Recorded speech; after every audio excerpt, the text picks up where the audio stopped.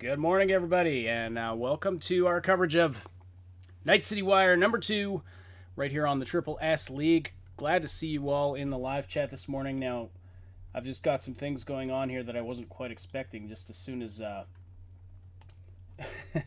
Night City Wire decided to start their countdown on their Twitch site, and now it's making noise, and that's going through the stream, or it's going through the it's going through my system. I've got it muted on the stream, so I'm just trying to figure out how exactly I'm supposed to. Why are you not working for me here?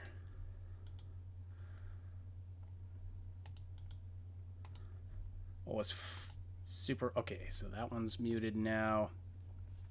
So I had the stream brought up here on the big viewer, and also on this tiny preview window you see up there.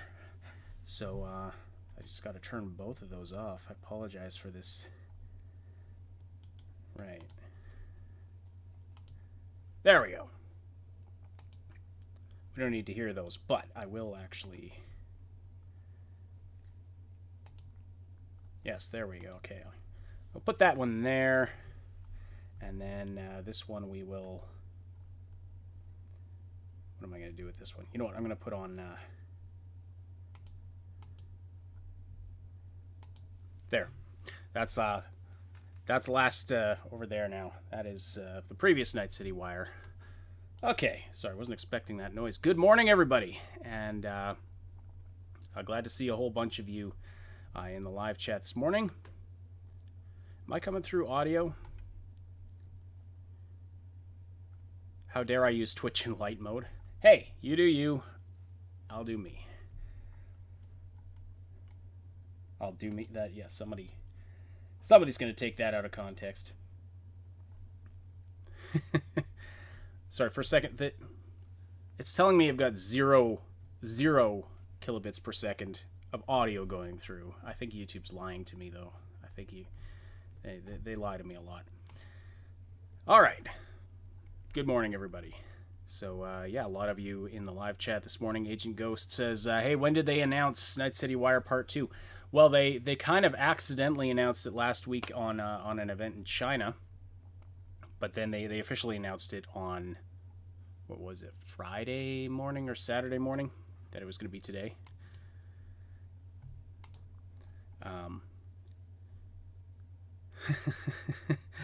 X-Rain says, need more Evelyn Parker. Yeah, well, hopefully we'll see more Evelyn Parker. I thought about putting her on the thumbnail today, but then I decided to put that, to change it up a bit. Put our Mox friend on the thumbnail. Lots of people very excited. There's a couple of other... Blissful Soul is asking, will there be bondage in this game? Asking for a friend. Right, well, you can tell your friend... I mean, I don't know, actually. I don't think we know that yet. We don't know a lot of detail. Well, okay, so we know that the romance scenes will be in first person. We know that they will be... yeah, we know that they're going to be in first person and that there's lots of options. So let's put it that way. Bondage specifically, I don't know. But I'm wondering if you are in the stream for the right game. You might be looking for Subverse. That might be the game that you are looking for.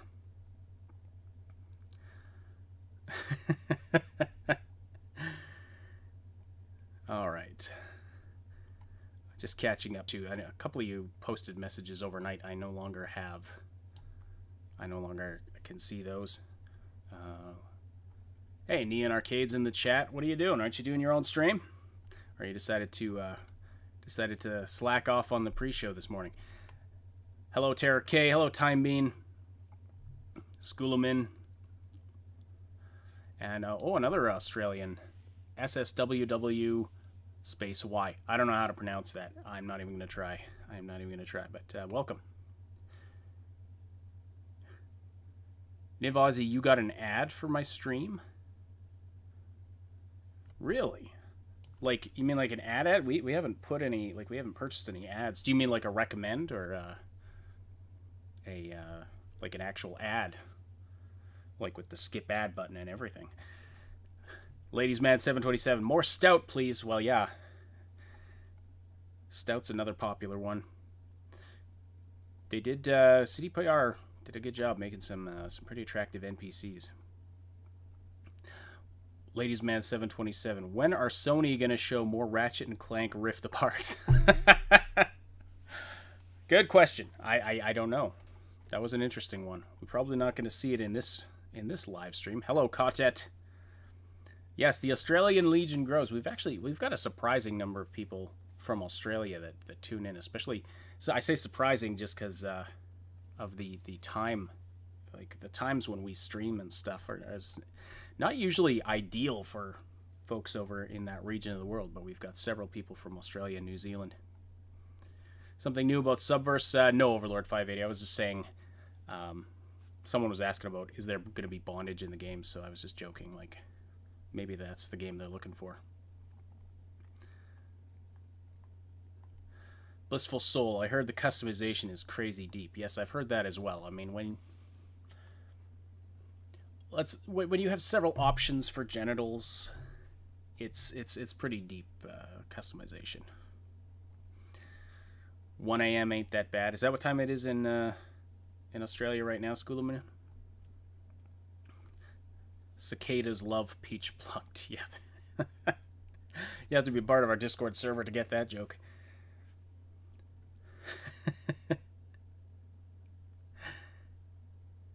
Oh, there's Niv. The cicadas just want to read the peach plucked. Yes. Time being, I hope we have lots of hair. I care more about hair than the junk. Yes, absolutely. I do hope, like, they... What did they say? They had 30 something hair options, I believe. I could probably look that up. But actually, the amount of hair options that we were told the game has from people who had played it and previewed it was surprisingly low. I mean, you look at even you just look at the preview that's playing now on from the last Night City Wire. There's some awesome hair in the game. Feels like there should be more than 30 odd hairstyles. It feels like there's many hairstyles they've built into the game. So I don't know if are some of them not accessible to you in the character creator. I don't know. It seems like they should be. If they're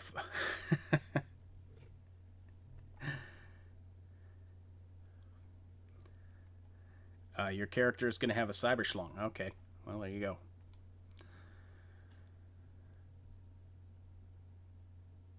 So, let's see. I've lost track of where I was in the chat. But yeah, like the hair, and the hair looks freaking awesome. Like especially you look at Claire, the bar girl in this, like her hair looks amazing, and the hair physics. I realize they're running these previews and trailers, like they're recording these on super high end machines, but man, it looks amazing. Like they look more real than like Holly's hair here. Or she's not on. Okay, she's not on the screen right now. She was just on the screen.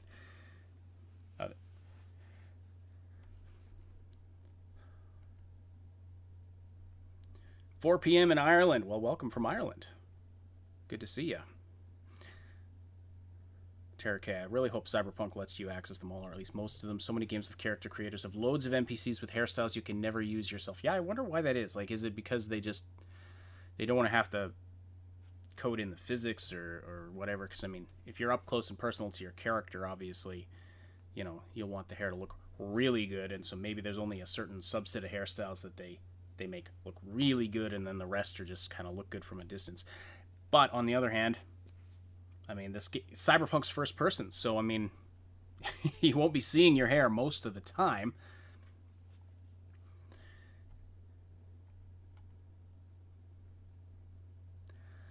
Oh my! I'm gonna paraphrase this message from Kung Fu Clit. There was a Freudian slip if I've ever seen one. From Kung Fu Kitten. If they have a male size slider, they should also have a female length slider. I mean, whatever you're into. I'm sure there's some very, very talented modders out there. Let's just put it that way. Some very, very talented modders. Blissful Soul says, my first day with this game will probably just be making my character, and it needs third person. Yeah, that's one. Probably the biggest. I don't want to say disappointment, but like if I was going to criticize anything about Cyberpunk 2077, not to say that there shouldn't be anything to criticize, because no game is perfect, right? There will be stuff to criticize about it, but just from a design perspective, that you have so much character customization but no third person is kind of, it seems like a design mismatch. I mean, I get what they were going for with wanting the immersion of first person, but yeah, I had a Freud moment. There you go. I get what they were going for with the immersion of first person, and like there's debate about whether or not that's, some people like that, some people don't. But it is disappointing we won't be able to see our characters as much, although they are, I mean, as far as we know, they're putting in a lot of options. There's going to be real-time reflections. I believe there's a photo mode. Katet Cosman, can't wait to spend 6 hours in the character creator, only to see my character in cutscenes. Oh man, I hate to... There may be some third-person cutscenes, but a lot of the cutscenes are going to be first-person as well. That is the unfortunate side of it. So yeah, that's... I mean, what can I say? That is one aspect of it that's just not... that a lot of people are not happy about. Let's put it that way. Dracula, 4 to 6 hours creating the character, rest of the day just walking around. Yeah, I think that just being in this world is going to be an amazing experience. Like, if it's the kind of world that can just grab you, suck you in, and where you just enjoy walking around the world, then I think they'll really have succeeded on that end, because I think that's what this game needs. It can't just be... I feel like this can't be a game where you just feel like you're playing a video game. Like, you have to feel like you're in this world to really capture that cyberpunk aesthetic. Terror cases, as long as it's not as bad as the Outer Worlds, where it was pretty much pointless to even have a character creator. Yeah, that's true. Which is why, like, I just used, in Outer Worlds, I just used the random button until I, came up with something that I kind of liked, and then didn't really tweak it at all, because in that game, you only see your character in the inventory menu. Like when you're outfitting armor and stuff, so it was still a really yeah. Oh, come on, that one's not bad. I mean, Outer Worlds was still a really fun game. So it despite all that, I mean, I guess I don't know. It'll feel kind of good to really have a character that is you. As even if it's in first person, I think a lot of people like if you imagine if it didn't have a character creator, I think that would be worse. Does that make sense? 100 Soup says, I'm not doing anything except drive in this. Yeah, the driving does look pretty awesome.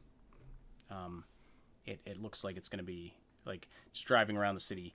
The shots we've seen in the B-roll footage, it looks really, really cool.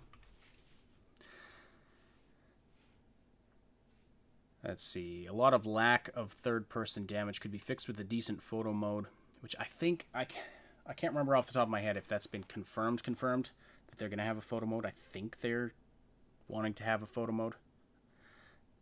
Somebody refresh my memory on that. Didn't they make a tweet or something where it's like they announced photo mode? Neon, are you still here? You tell me. Katya Kritin, I'm willing to give up third-person camera for the level of autonomy that the style of conversations they're talking about will bring. Yes, absolutely. In fact, I have an article about that queued up. I had some news articles to talk about today, in case we ran out of other stuff to talk about. But chat is lively. Let's see, where is it here? Oh, this is it here. Okay. Yeah. So apparently the conversation scenes in the game are going to be incredibly immersive in the sense that, like, you're going to be able to look around during conversations, and that might even affect the course of how things go. So you see this headline here. Cyberpunk 2077 reveals new feature that completely changes cutscenes. I don't know that this is a new reveal. I mean, we had heard about this before, but let's see here. CD Projekt Red has confirmed that cutscenes don't have a fixed camera. This alone isn't that big of a deal, but it's what players can do with this camera that sounds like it could revolutionize how we think of cutscenes in a role-playing game. In the September 2020 issue of the official PlayStation magazine, it's revealed that players can influence how a scene plays out, not just by the choices they make, but how they act. For example, players can look around their surroundings for visual cues about what's actually going on. And I know, like, we had heard about this before, that at least, the NPCs can. I can't see chat anymore. I gotta bring this back up here. We had heard prior to this that NPCs will react to how you are looking around in the scene while you're talking to them. Like, for example, you're talking to somebody and it's a tense situation. You look over at the gun on the table. They might react hostilely to that. But in this one, this is kind of elaborate, expanding on that, saying that if you can look around the scene and see what's actually going on. You might get clues to, if somebody is trying to pull one over on you. Maybe there's a character trying to sneak up on you from behind, that kind of a thing. For example, if you stay locked onto the face of the NPC you're talking to, you may not realize another is coming up behind you to attack. However, if you're looking around, you may spot this before it happens, but being too antsy or jumpy in certain situations will presumably also have its disadvantages. Yeah, like you might have a character saying, if you're just looking around, they might be like, why are you being so shifty? Why aren't you look at me in my eyeball? Why you not look at me in my eyeball?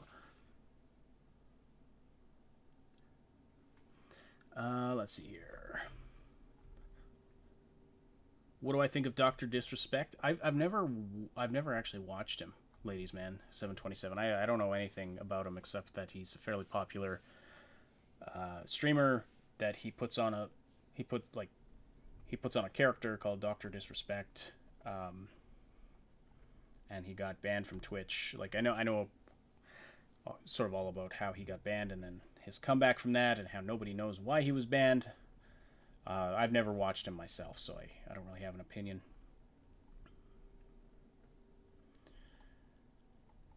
Let's see. Some other conversations going on I don't have the context for. Terra K, I believe there are things like people reacting to you looking at a weapon on the desk, ogling somebody's cleavage, etc. Yeah, somebody might not respond too kindly if you're just like ogling them up and down while talking to them. Responsive world, yeah, exactly. Try being a medic that everyone wants to kill. You will learn to look around you. I think this is an excellent aspect of the game, honestly. I think it's something that it's... I'm not going to say it's not been done before. It probably has been. Hi, Lady Reaver. Not in a lot of the games that I've played. It's not in, like, the Outer Worlds or anything like that. But I think this is a really good aspect that I hope it becomes standard for RPGs. Now, it's very difficult to... It has to be first person to have this kind of aspect, and this might be one of the reasons why they went with the first person, because they, you wouldn't really be able to pull that off in third person. I mean, maybe you could.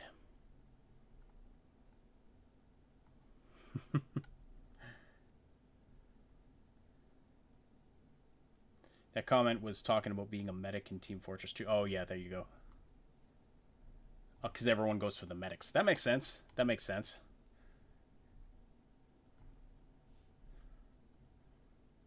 100 Soup says, I sort of would love the wall run in Cyberpunk, but dislike it at the same time because there's a lot of game-breaking glitches and stuff with wall run. Yeah, there can be... Like, you really have to thoroughly design every area to be designed for wall run, and there's so many places, so many locations in this game. Like, that would be a monumental task. So I don't know if that's why they took it out or not.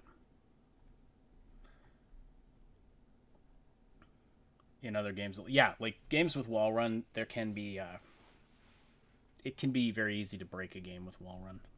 Those kinds of mechanics where you can just kind of go anywhere, so you don't even, like, in a lot of cases, walls in a game are supposed to be a barrier, right? Like, You have wall, fence, area on the other side of the fence where you aren't supposed to get to. And then, but as soon as you can wall run, somebody's going to find a way to get to places where you're not allowed, where you're not supposed to be, and where it might break the game if you go there. Like that's the kind of thing. Like speedrunners are excellent at that. They find the most bizarre glitches. Like they will find even in the most tightly designed games, they will find like if you walk up to this particular pixel on this wall and push this series of inputs, it'll shoot you up to the roof where you're not supposed to be, and then you can skip like all of this whole area of the game. Like, and how they find these things is beyond me, but I know there's some crazy ones in Dishonored and Dishonored 2. Like, there's some crazy stuff that they figured out.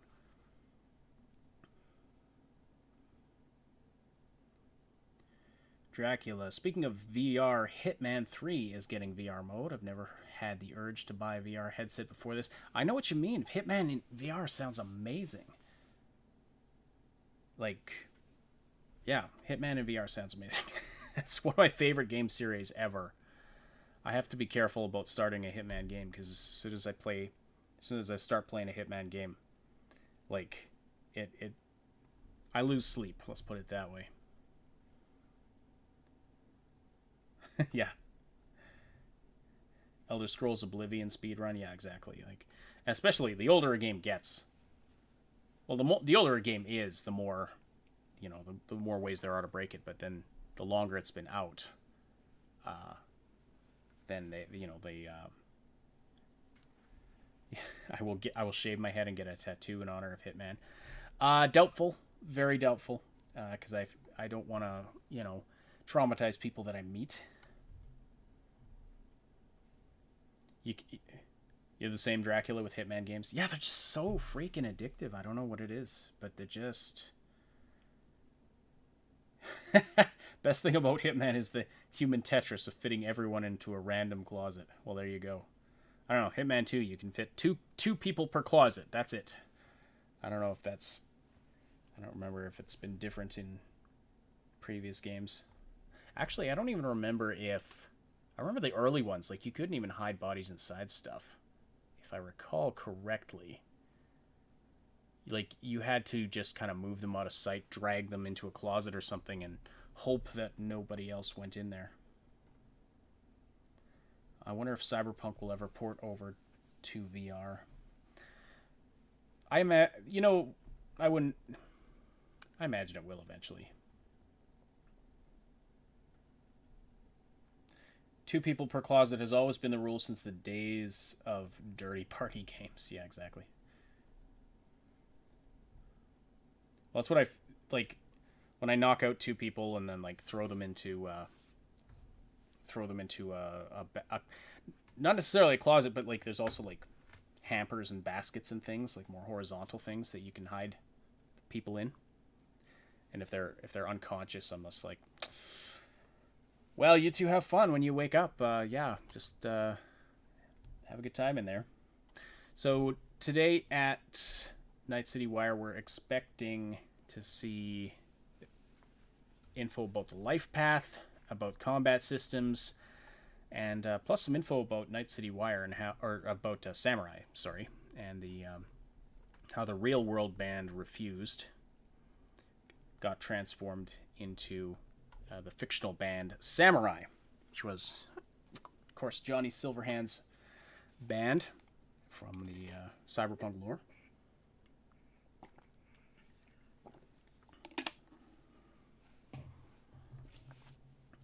So it says here, yeah, we already know the character creation system is going to be quite robust. Players can choose their gender, body type, including genital settings, and virtually everything else to customize your avatars we were talking about before. So the life paths include, there's 3 of them: Street Kid, Corpo, Nomad. And yeah, I'd love to see more in depth. We know a little bit about, so we know from the last Night City Wire, like we saw snippets of what the different life paths were about, plus info from people who were able to play the game.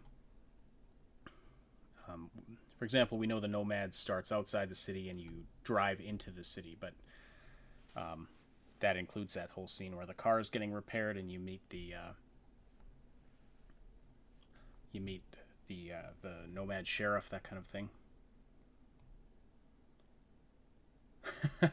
Were you not there for that conversation earlier, 100 Soup? There will be an option for you to turn that off, though. They did say that there's an option if you want to turn off that aspect of it. Like, there's like a family friendly switch, I guess, as family friendly as Cyberpunk can get, I guess. Will Night City Wire be 15 minutes or much longer?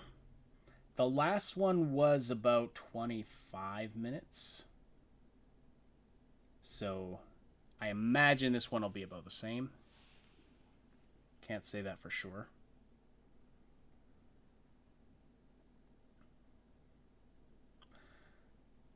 Quartet Cosmin, wait, can you recreate Johnny Silverhand in the character creator? Can you imagine playing as Johnny and meeting Johnny? I imagine you could get pretty close, as long as you can get the hair. As long as you can get the hair, I imagine you could get pretty close to being Keanu Reeves in the character creator. I mean, in Fallout 4's character creator, you could make some pretty impressive recreations of real faces. So I imagine you could make yourself Keanu Reeves. It'd be funny if you were like a Corpo Johnny Silverhand, and then you meet the real digital ghost Johnny Silverhand. That could be a fun way to play. Blissful Soul. I've never seen a game let you customize genitals. Conan Exiles had a length slider.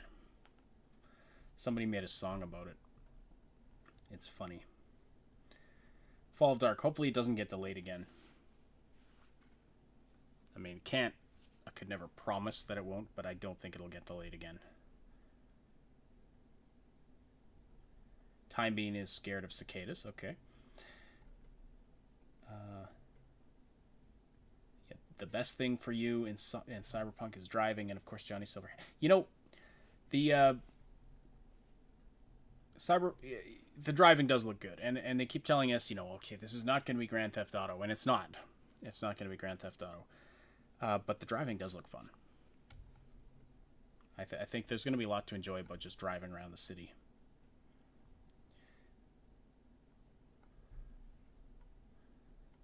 Let's see, where was I here? So this is just talking about... here's some info about Refused, if anyone's curious. So CD Projekt Red is going to go backstage to look at how it transformed Refused into Samurai. Refused is a Swedish punk band that formed in the early 1990s. The group broke up in 1998, only to reunite 14 years later. Last year, CDPR tapped the band to create the soundtrack for Cyberpunk 2077. The idea was to use Refused's tracks to fuel an in-game Chrome rock band called Samurai. The idea is not an original concept.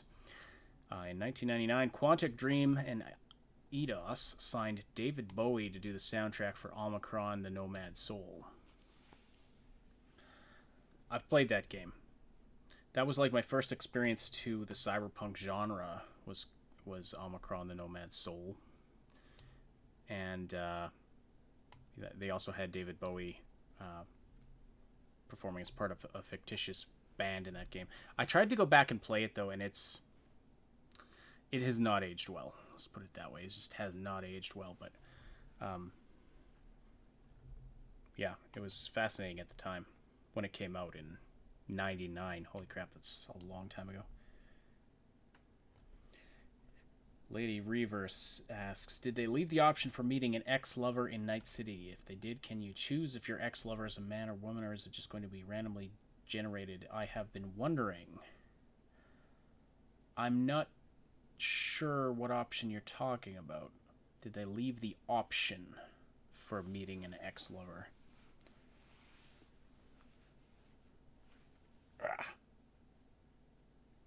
Got a stretch, just woke up.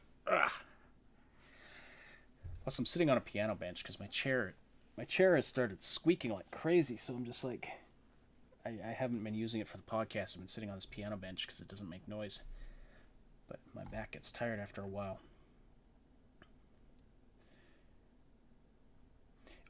In old preview, oh, right timing. In old previews, it said you could choose your reason in Night City. One was ex-lover in town. Right. Okay. Yeah. No, those I think those options got removed. I think it all just comes down to your life path now. Like, yeah, they revamped the life path system. So I don't think they have, like, I don't think they have those kinds of motivations in anymore, as far as the character creator goes. Rob Jones, any idea what to expect today? Literally changed my holiday time off work twice already. Please don't be a third delay. 4:30 p.m. here in Liverpool, UK. Well, welcome from the UK.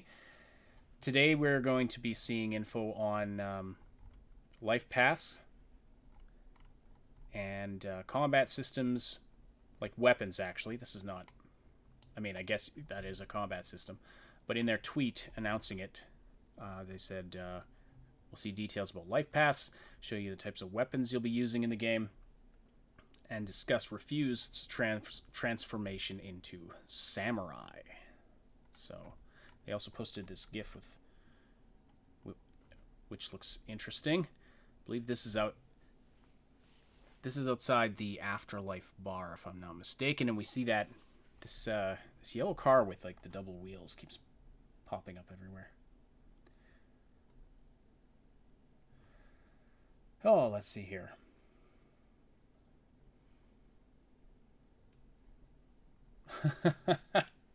Lady Reaver really wanted to go meet that ex-lover because she wanted to recruit him back into her harem. Isn't that right?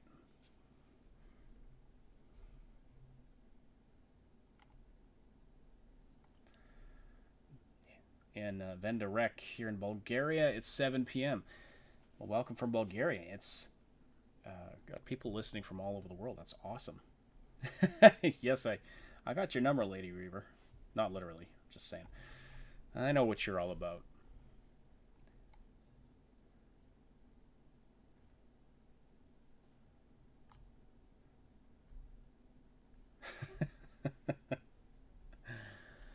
All right, some other news stuff. Oh, actually, before we get on to that, I want to show you guys something that was posted on Twitter.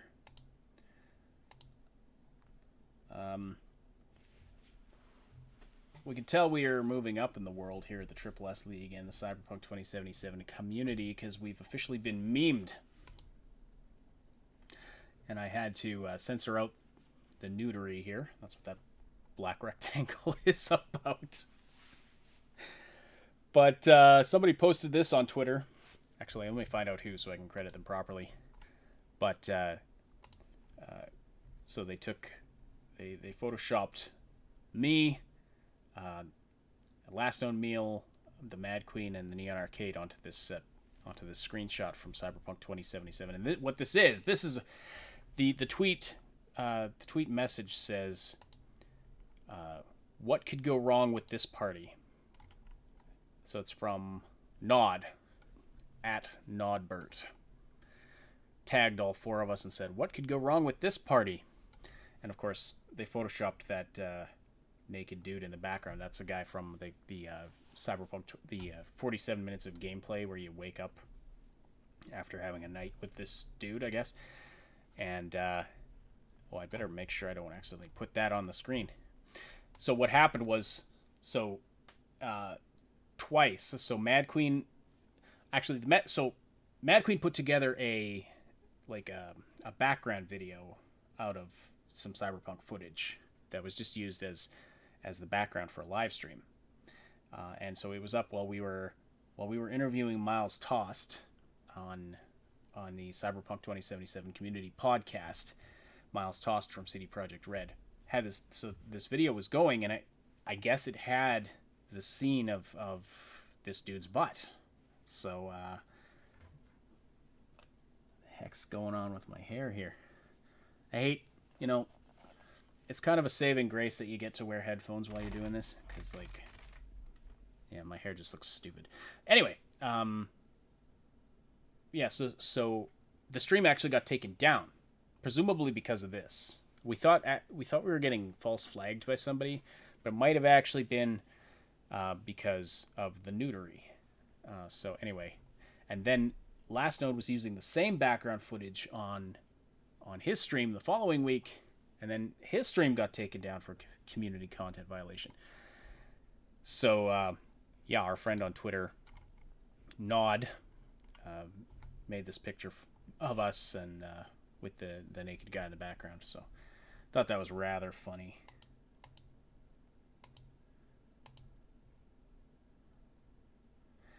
Time Bean says it looks like Mad Queen and Ash are plotting against one another. I kind of think it looks like we're planning something. That's for sure. Like, it almost looks like this is the scene in the movie before, we pull out our weapons and like shoot everybody else and take all the stuff for ourselves. Like, this is it looks like we're about to jump the other guys is what it looks like to me. They sure picked a great screenshot of her, didn't they? And like Neon's looking at this robot like, I don't know. You sure this isn't last year's model? And I have a very flat-topped hat on. Last Note looks badass there, though. Anyway, okay. Let's put the... Oh, gotta get that off the screen. I have the uncensored version open on Twitter. Don't want to get my stream taken down here. All right, some weird news. Chinese streamer quits Cyberpunk 2077 voice acting role due to online backlash. There's something weird going on with the actors that are doing the Chinese dub of this game. So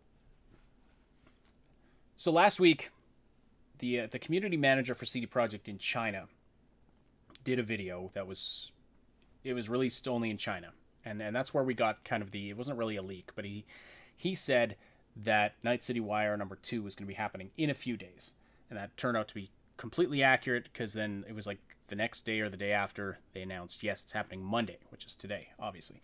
But while we were investigating that, like, I went to the page of the Chinese website where they had posted this video, and part of the video featured these actors that were doing the Chinese dub of the game. And I was copying this Chinese text from the comments and posting it and pasting it into Google Translate to try and figure out what these people were saying about this.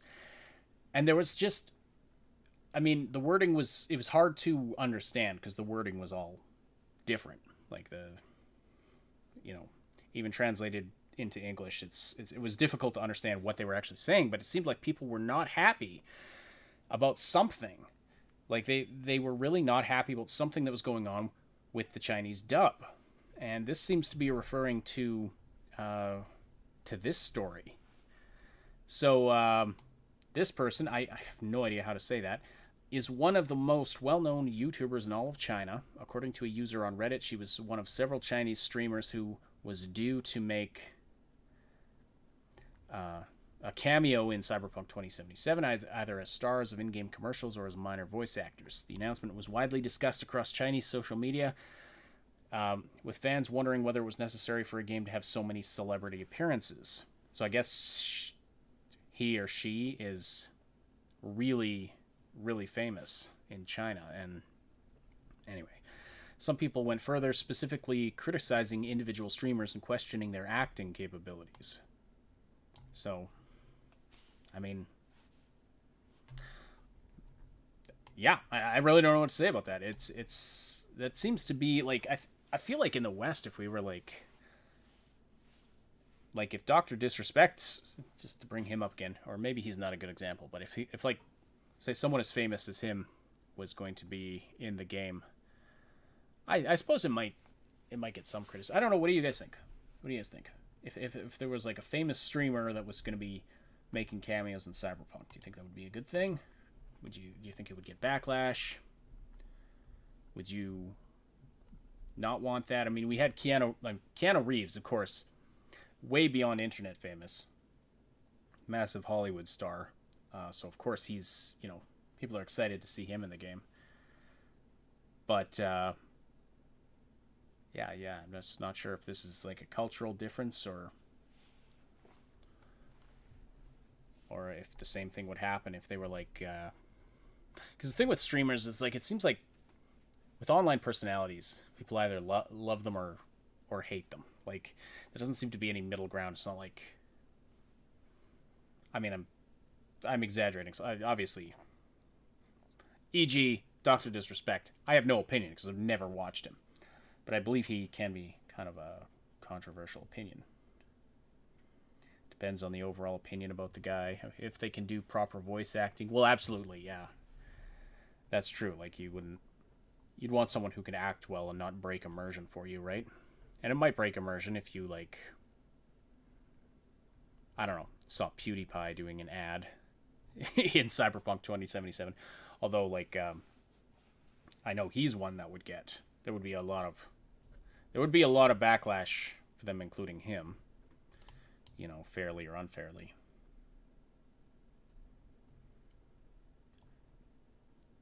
I don't have a problem with famous people playing roles or cameos as long as they can actually act. Keanu's an actor; it's his job. That's very true. Yeah.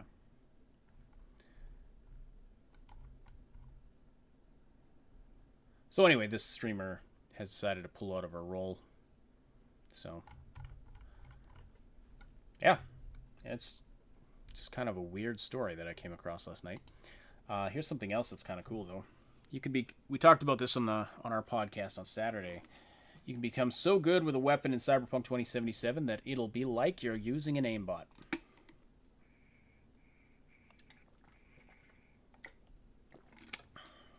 This live stream sponsored by H2O.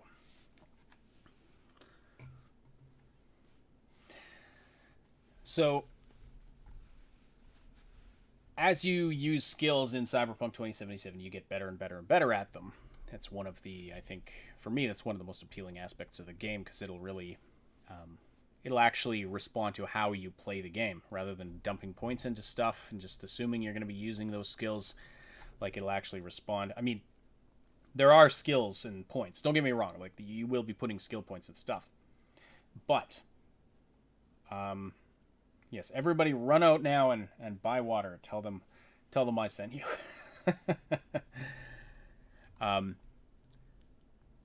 So you will be putting skill points into skill trees, like in most RPGs. But as you use specific weapons and items and things like that, you'll get more proficient with those weapons. Which is one theory, by the way, as to why the animations that we've seen, for example, of the katana gameplay look so stiff. It's because it's all early game stuff. It might become a lot more fluid and a lot more better looking as you get more skill with that weapon. But eventually, according to Mikhail Dobrovolsky,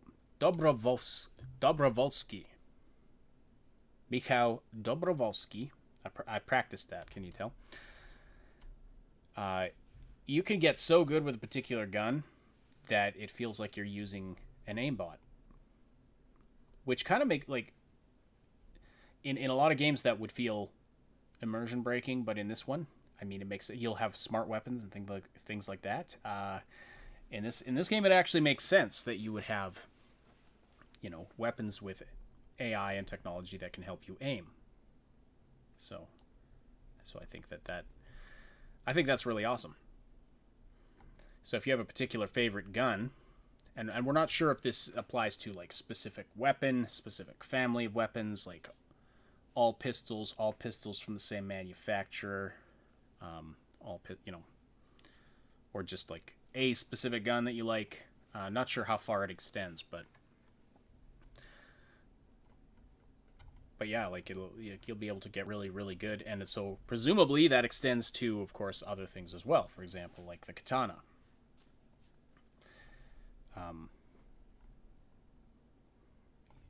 You'll get super awesome with the katana. And somebody has to, if it's not natively part of the game, somebody's got to create a dismemberment mod. There's water in my coffee. Does that count?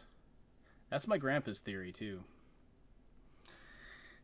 He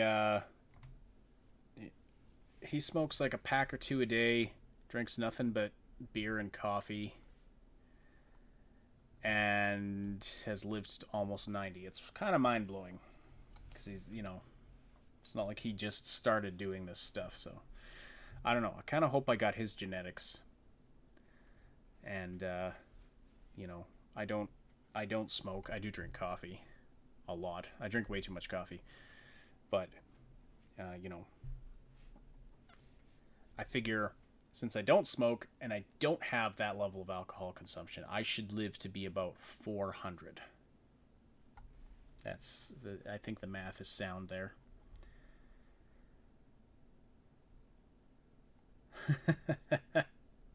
Put your phone in rice, it soaks up the water in the phone. I have heard, I don't know, I've heard conflicting reports about that. Some have said that's not a good idea.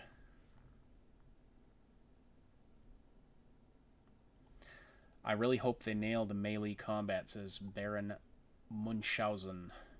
Or quick mods. I hope so too. I mean,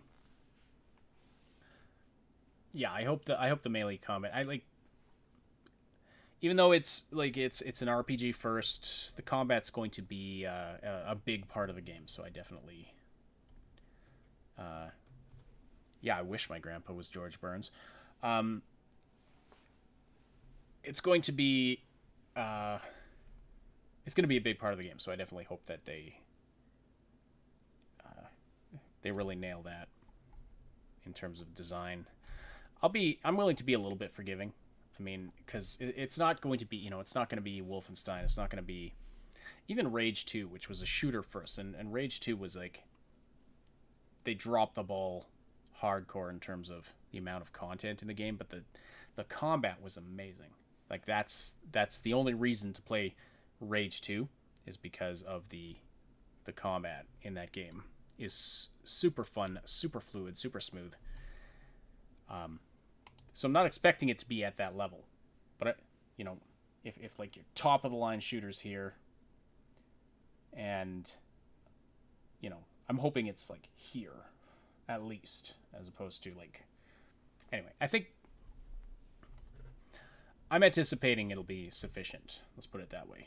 11 minutes left hype, exactly. 10 minutes and 16 seconds now.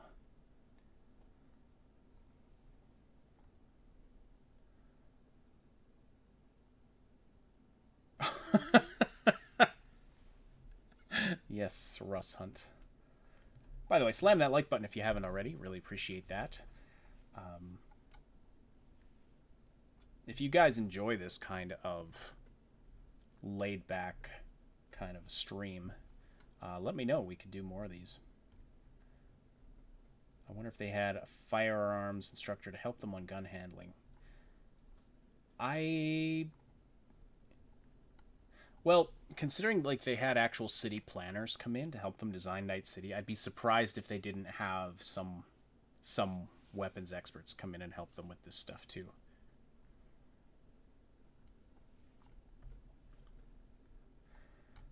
Doop. This is a nice stream. Oh, I'm glad you like it. Yeah. I wanted to go for, honestly, when I'm doing streams by myself, I find it super stressful. So today I decided to just chill with you guys. Like to just have a few things loaded up to talk about, but mostly just sit and hang out. What else was I gonna look at? I guess that's all the news. Let's see if there's any. Let's just see if there's any new news stuff for Cyberpunk. Watch Night City Wire. Here's how to watch Night City Wire. Yeah. Some stuff about Johnny Silverhand. Screen Rant article about design flaws in the game. Beware of fraudulent beta invites. Oh, yeah. We mentioned this before, but I'll mention it again. I mean, if you get notified that if you get an offer to be in the Cyberpunk 2077 beta, it's a scam. There's no, first of all, there is no beta happening that's open to the public in any way, closed or open. Like it's not happening. They've confirmed that. But they don't use third parties for this kind of thing. They do it all in house. So unless you're being contacted directly from like the cdprojectred.com domain, it's not a legitimate email. But if you're getting a beta invite from anywhere, it's a scam. So don't fall for that. Dual wielding, not a thing. This is an older article, but let's just see what this has to say here. No dual wielding. How do you feel about that? Do you think this game should have dual wielding? Especially, like, they kind of showed, the style over substance poster. You got the girl there holding the two guns. But they're saying no dual wielding in Cyberpunk 2077. I kind of feel like dual wielding guns in real life is incredibly difficult. Like it's not as easy as they make it look in movies. Like it's really hard. Like people who actually know how to shoot will tell you it's the worst way to shoot. Like you're better off just shooting one gun and aiming properly. But in video games, that's a lot of fun. And in Cyberpunk, with smart weapons and and cyberware to help you and stuff like that, it seems like it's more viable. So I think it'd be fun, at least for pistols, but they're saying no, it's not. It's not a thing. So it says here, it's not the biggest deal in the world, but one thing that is remarkably strange about this is the official statue of V. He's dual wielding pistols. So that is kind of funny. Don't care about dual wielding. It's like flying. Maybe next time. Yeah, true. I mean, there are flying cars in the game. You don't pilot them. They kind of are on a set track, it looks like. But there's at least one cutscene where you land in a flying car that we've seen in the B-roll footage. Dual wielding does look badass, yeah.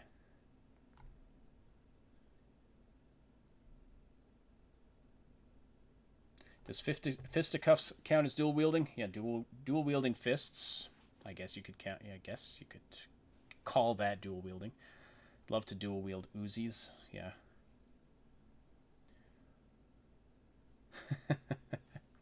Does taking on the twins count as dual wielding? First, you have to define taking on, Lady Reaver.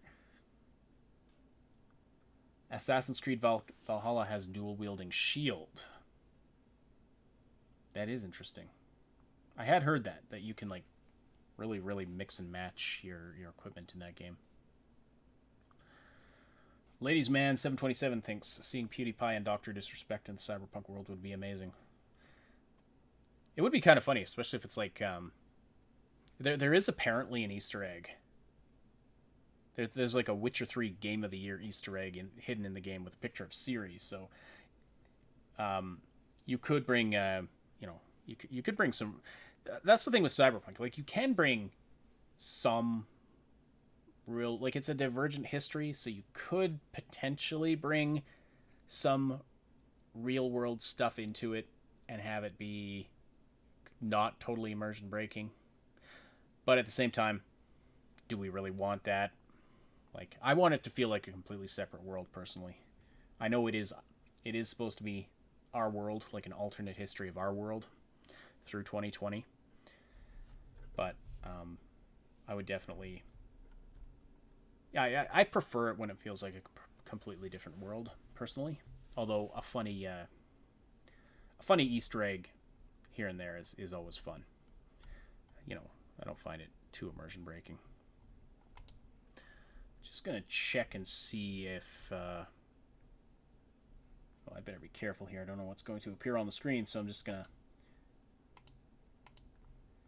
put this back up so you can see all our lovely faces while I check the Cyberpunk 2077 Twitter feed. See if they've tweeted anything. So we've got 3 minutes to go, and when that happens, So I'll be putting the stream full screen, so I'll get rid of my camera and stuff. I'll still commentate as we go, but I'll try not to talk over anything interesting that's happening. No new tweets here.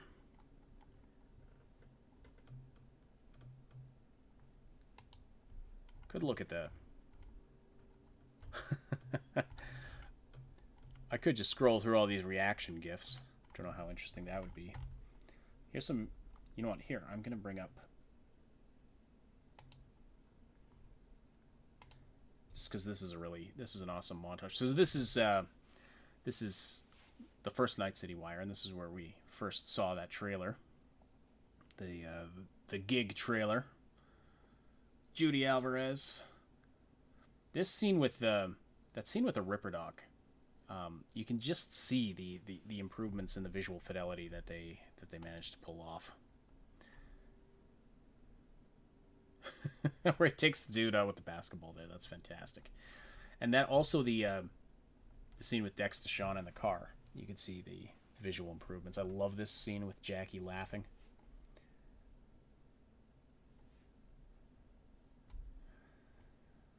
So yeah.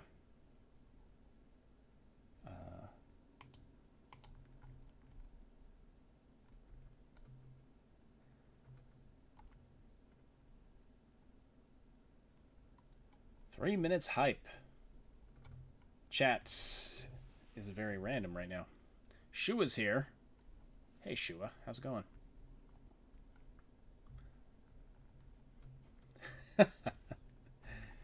You guys are funny. Okay, so just gonna make sure that I'm properly queued up here to get the stream up on the screen.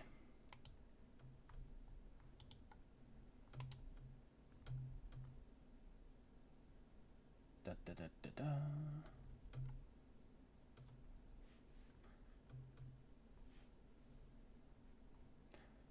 So yeah, 40 seconds to go. So Night City Wire hype.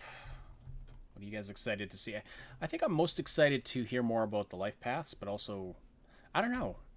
I think the stuff about the samurai band will be cool, but I think learning more about life paths and weapons is going to be my favorite part. Plus, I'm hoping for a few surprises.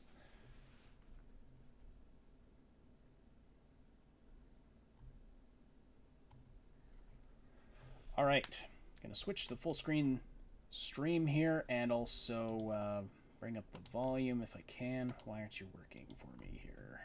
There we go. There we go.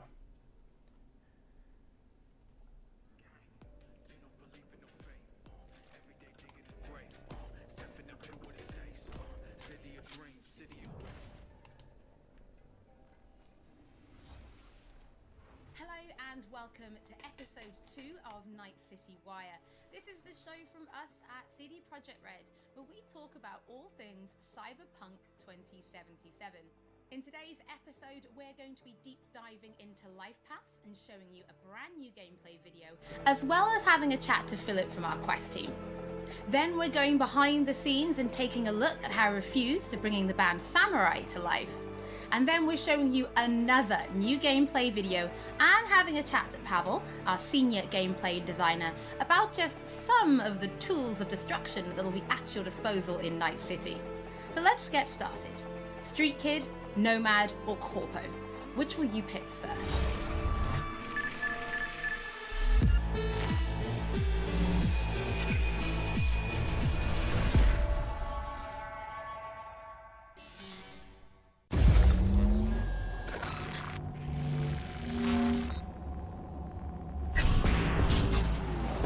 Well, who do we have here? Grew up in Haywood. The whole street was my family. Neighbors helped each other out. Thought nothing of it. I'm pleased to see you have not forgotten your roots. Born here, live here, die here. Childhood memories. Hopping buildings, running away from badges. Iron tasted blood from a split lip. Motherfucker! Got everybody fighting for a slice of the street. Get the fuck out of Vista. If you keep getting jumped, you find some stronger choosers. Do you want to spend the rest of your days blasting scabs? Or become a legend overnight? We have arrived. The Major. Ready to get your cherry bobbed? Yeah, come on!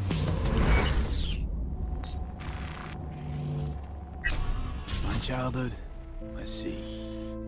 Racing my bobber for the first time through the hills? Oh, and first kiss in the middle of a synth cornfield. We nomads choose who to make our family. A choice forges strong bonds and a higher duty that stands solid as an old oak. My family's in pieces. That's why I'm headed for Night City.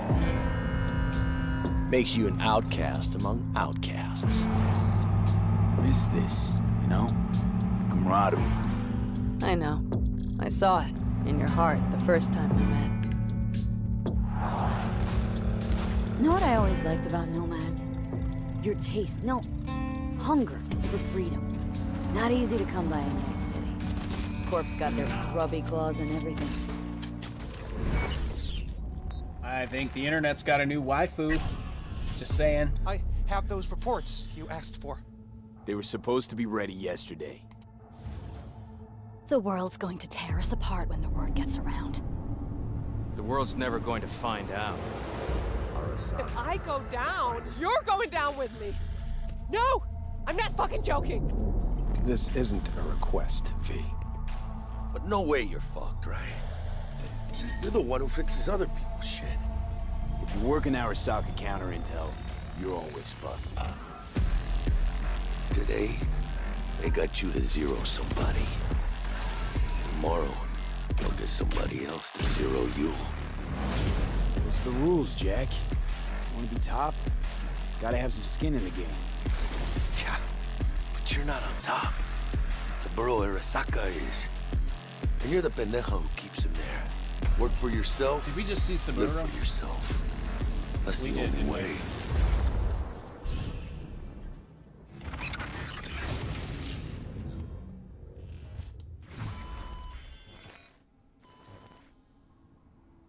Okay, that looks dope AF. It is so good to see you again. It's actually been a while since I've had That's a chance so to interview awesome. you She's got the about Cyberpunk Red Jumpstart so I kit. think for today, we'll start with a question that everybody wants to know. How does the path you pick affect your time in Night City? It actually affects your time quite a lot throughout the whole game, but let's start at the beginning, because basically our game has 3 different starts depending on your life path. As an example, if you choose the street kid life path, you have lived most of your time in Night City. You know the streets, you know the gangs, you know the slang, you kind of know what's going on in the, let's say, lower life aspects of the city, which can of course give you lots of good opportunities also later on in the game. But if you start as a nomad, you actually used to be part of a nomad clan and a nomad family, because nomads that roam the deserts around Night City that we call the Badlands actually value their family above anything. But for one reason or another, you actually left that family behind. And now the beginning of the game for you will actually be how to get into Night City and how to make a new life there. Then you can also choose to actually be a corpo and choose the corporate life path.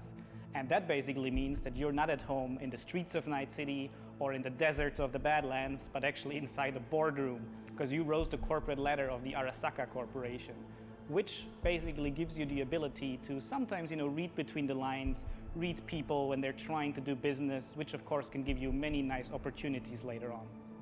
So this isn't just about the start of the game. Can you maybe help people understand how this translates into the gameplay? Yeah, so the thing is, we make Cyberpunk a real RPG, and part of that is that you can play your character from the start to the end. And of course, we have these life paths affecting the beginning of the game, but we wanted to make it so you have your life path opportunities throughout the whole game until the game is over. And as an example, we do that by giving you additional options in dialogues. So I can give you one specific example. And this is a mission where you have to steal a flathead robot from the Maelstrom gang. Basically, those Maelstromers stole that flathead before from a corporate transport. And the owner of that corporate transport, Meredith Stout, wants you to do something else. And this is an optional objective. And even within that objective, we want to give you some options. So as an example, if you have a corporate life path, you basically know what Meredith Stout is really about. You can read between the lines and you can get some additional options that maybe actually later enable you to do a completely different thing with the Maelstrom gang. And if you're a nomad, you know exactly some more details about how these Maelstromers would have even been able to steal a robot like that from Meredith Stout, who's part of the very powerful Militech Corporation. As a street kid, we, as an example, don't give you a specific new dialogue option in that dialogue, because as a street kid, you do not have a lot of experience dealing with higher up people like Meredith Stout. But we want to give you additional options that fit your life path very well. So later, when you actually talk to the Maelstrom gang, one member of the gang offers you some illegal substance, but as a street kid, you actually know what this is about. You can talk some shop with him, and that might actually make that character like you a little bit more. So Philip, I do have a couple of extra questions for you based on the video we just saw. And the first is about nomads. So the nomad life path, this starts in a place called the Badlands. Is this somewhere you get to visit even if you don't pick nomad to start with?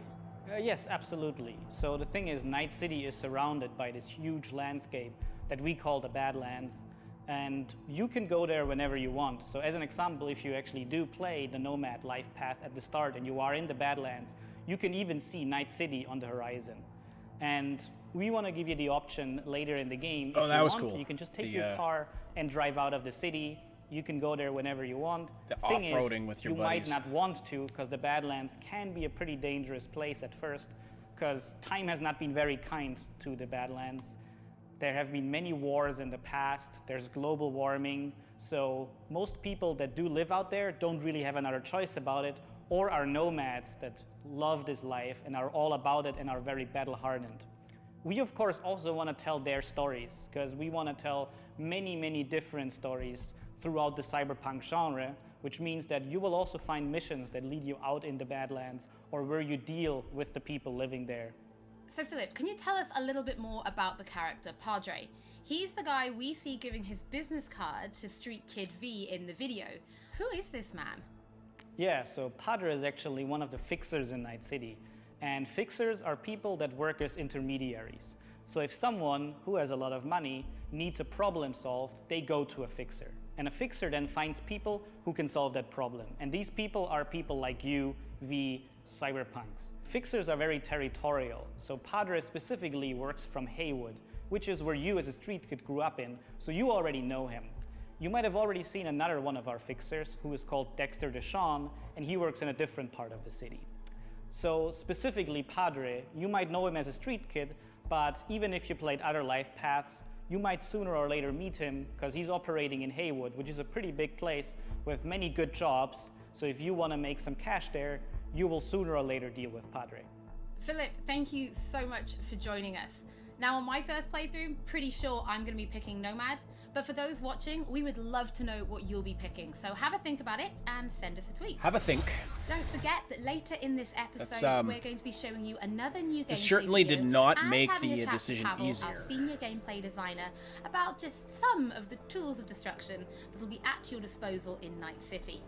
But before that, let's talk about music, because music plays a huge part in bringing Night City to life.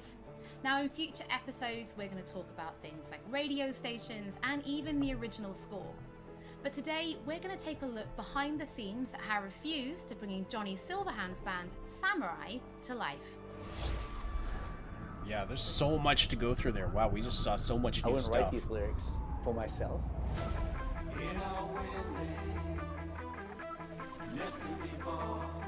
So it's kind of interesting to get into like the mindset of who is this character and what would they write about, or what's their agenda. It's interesting to try to like catch a language that's his, and try to catch a language that's like a part of this game.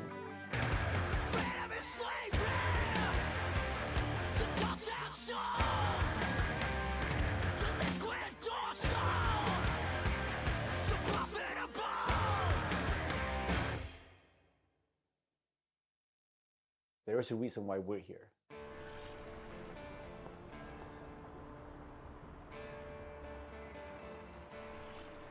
It was Piotr maybe who was a fan of the band. He knew Refused and he knew my voice, and he said, oh, that's a perfect voice for Johnny.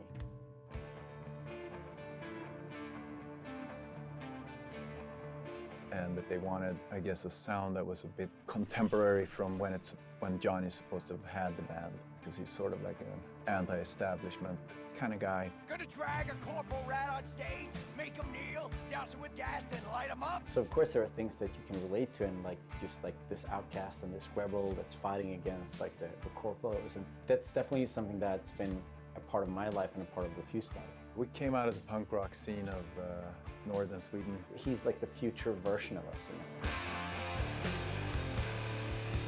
So I think it makes sense. I think it totally makes sense for us to be here making these songs about him or for him, you know? So it's pretty cool. Yeah. No trills. But yeah, but like wide vibrato.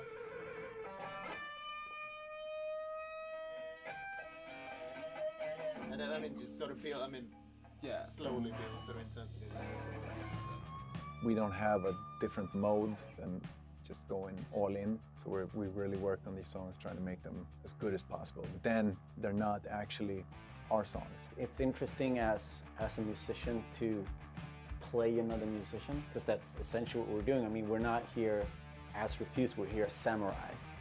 And I'm here with Johnny Silverhand, you know? So it's like the voice we're representing here is someone else. We'll never fade away! It's been a mind fuck.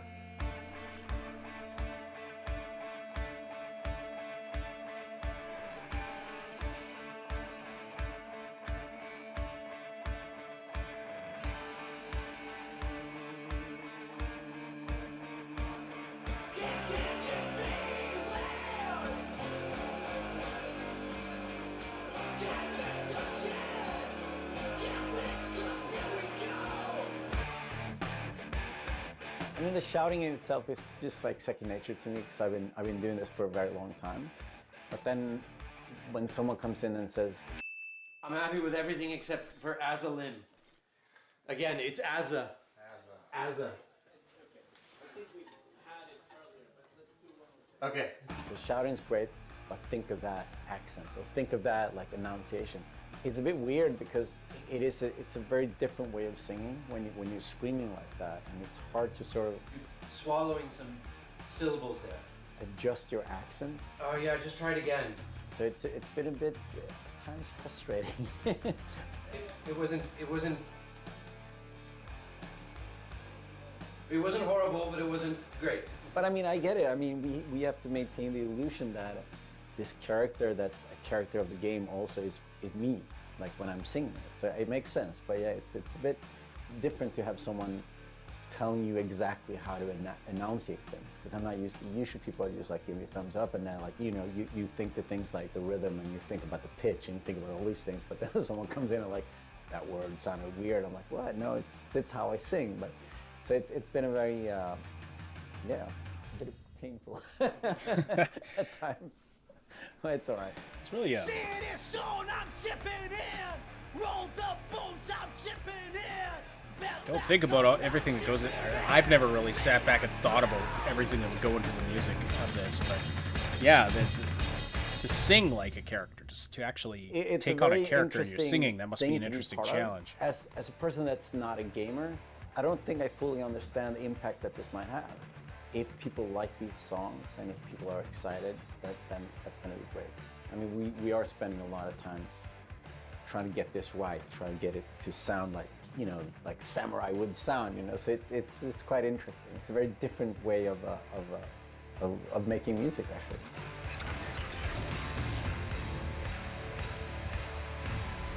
Very cool. Hey, look at that, no you delay. You can already find 3 Samurai tracks available on streaming services: Chippin' In, Never Fade Away, and The Ballad of Buck Ravers. But we're excited to announce a 4th new song called A Like Supreme, which is coming to streaming services today. That means you can check it out once the show is over.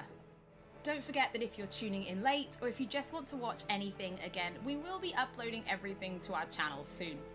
Next up, Pavel and I are going to introduce you to some creative ways that you can solve problems in Night City. Oh, I love this music. Tools of destruction. Yes, yes, let's go. I want to see destruction. AV, I have a job for you. A client of mine is making an arms deal. Another He fixer. needs protection.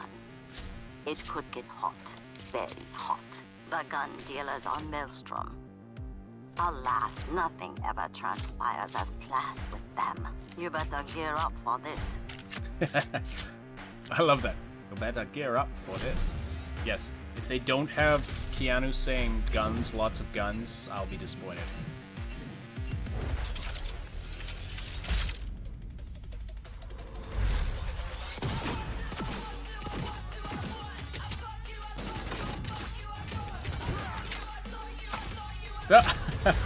Sorry, why did I find that funny? I don't know what it... I wonder if you can customize those or if they just come with the art on the gun already.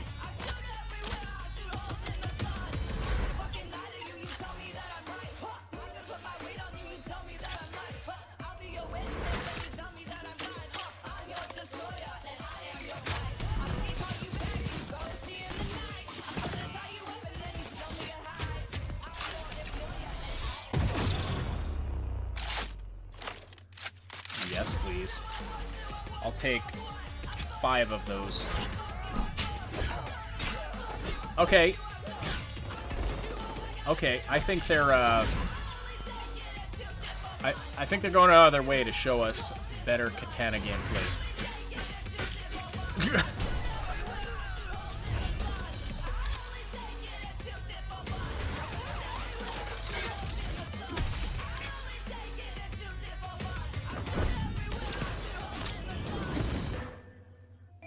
So V, are you willing? Yes, Yeah, the Mantis I'm in. Blades.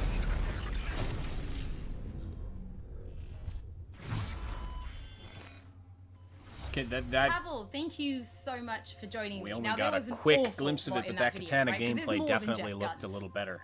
Absolutely. We have melee weapons, we have ranged weapons, we have cyberware, we have offensive cyberware, defensive cyberware, armor. We could talk for hours and hours about this stuff. I think just for today's episode, we should keep it simple and let's just talk about guns. Can you tell us the different types of guns that will be in the game? So we have 3 distinct types of guns in our game. We have power weapons, we have tech weapons, and we have smart weapons. Now, power weapons are the most similar to contemporary weapons. One thing they can do, which normal weapons cannot, is ricochet bullets off of surfaces. So you can hit somebody hiding behind cover or hiding behind a wall. Now, tech weapons, on the other hand, use electromagnetic power to propel a fully metal projectile to extreme velocities. What that allows them to do is to punch through cover or punch through walls to hit somebody who's not even aware that you're there. Smart weapons use guided missile technology to actually track targets in real time. So you can hit somebody who's dodging, running away from you, or you can hit somebody who's hiding behind cover. So Pavel, Cyberpunk doesn't just contain FPS elements, right? It's also a fully fledged RPG. So can you tell us how you guys approached introducing those RPG elements into gunplay?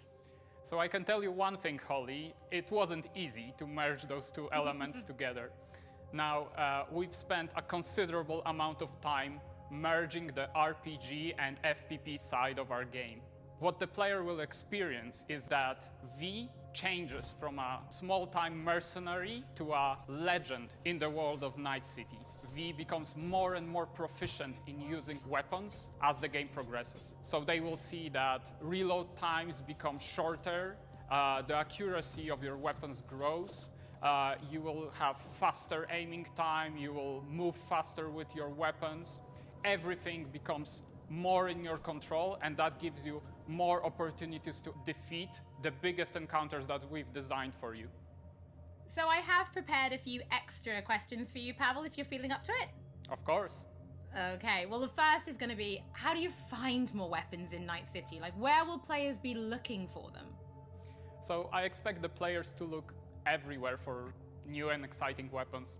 You can, of course, buy weapons at vendor shops, and they will house an entire catalog of weaponry that you can get. However, the best weapons that you can find will be taken from enemies or loot caches that we have everywhere in Night City. The weapons rarities range from common through uncommon up to rare and then legendary. And as they go in rarity, they actually climb in power.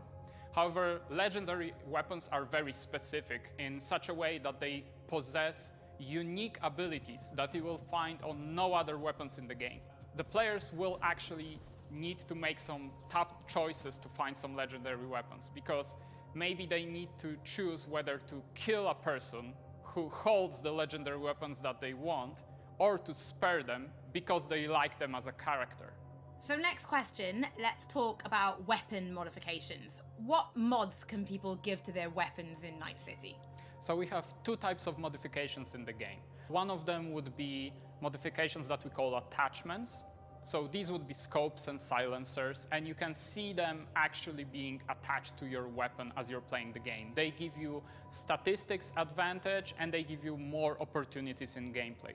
The other part of mods would be software mods. Now these are basically small chips that you install in your weapon, and they actually change the statistics of the gun. They can give you damage, they can give you accuracy, or they can give you more fire rate. Some of those mods actually change the gunplay on a more fundamental level, so they can give you non-lethal rounds, biochemical rounds, to tear through that armor even faster. So I suppose for my final question, why don't you tell us about your favorite weapon then?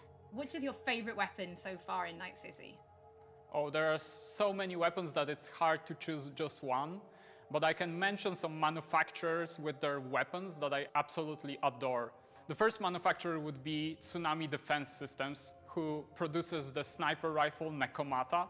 That's a tech sniper rifle. That means that it can pierce through walls. So you can actually hit somebody who's hiding behind cover or who doesn't even know you're there. Of course, I also like a close quarters approach.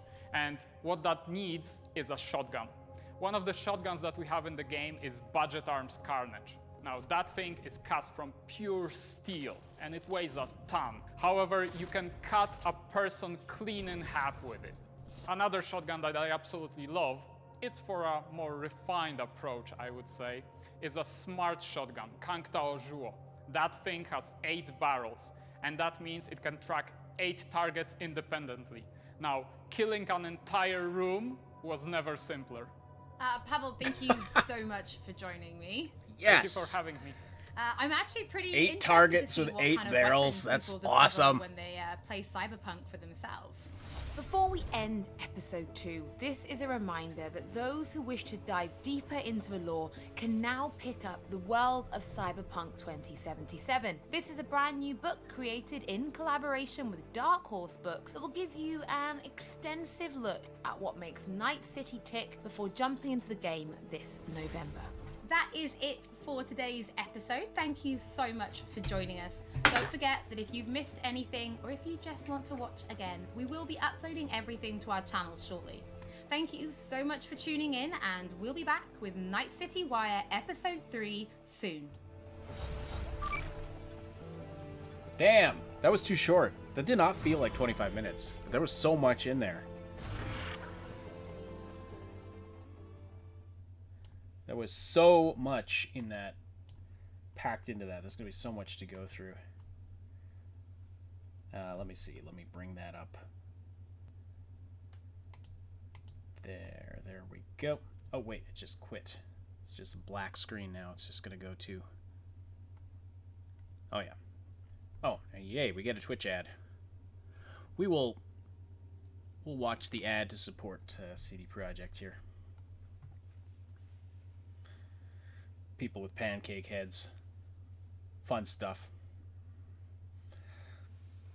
Okay, that was insane. That was amazing. So the life paths just like that did not make the decision any easier. That is for damn sure. All of the life paths look amazing. Got to see more about the street kid life path there, which was really cool. And you had when you're meeting that fixer, Father so-and-so, whoever, I'm wondering, like, that's a very similar situation to how you meet Dex Deshawn. So I'm wondering if you only encounter Dex if you pick a particular life path, and then like you get the job from a different fixer if you are pick another life path. That's a question that I have that came out of that. The stuff about the music, I mean, that was really cool. It's nice to see. Like, I enjoy seeing behind the scenes stuff, and it's like I appreciate seeing all the detail that the attention to detail that they're putting into even creating the music for this game. And it's rather the guy explaining the challenge of sing, like he has to sing like Johnny. I mean, that was interesting. So yeah, I'm glad they're putting so much into it to just create this massively immersive world. Let's see here.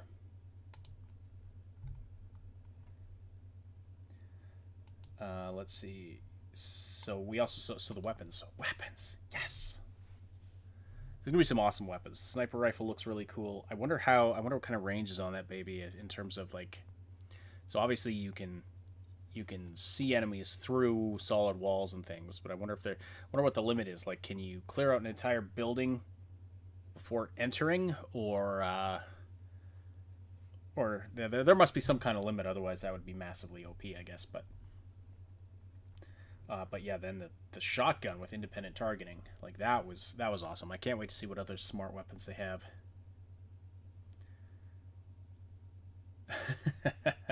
The swords. Oh yeah. The katana gameplay looked a lot better.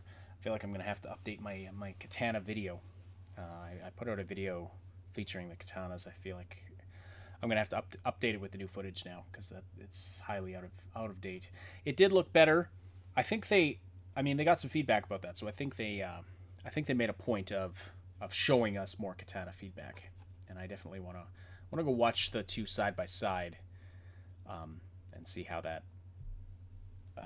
it measures up. But as far as I could tell, it looked way better. Thermal sniper rifle would be interesting if you can shoot through walls. Well, yeah, and there's some. So he did point out at least the one sniper rifle that can shoot through walls. A sniper rifle with smart bullets. I don't know. I mean, it depends on how they design the environments and things. That seems like it'd be so OP. I'm just wondering how they're going to keep the weapons from being too overpowered, I mean, I guess it'll be a case of like maybe once a guy might be cybered up defensively to the point where like a single sniper round won't take him down, but at the same time, if you can shoot him through the wall, like he can't even take cover to hide from you. So yeah, I don't know. I'm curious how it's all going to come together.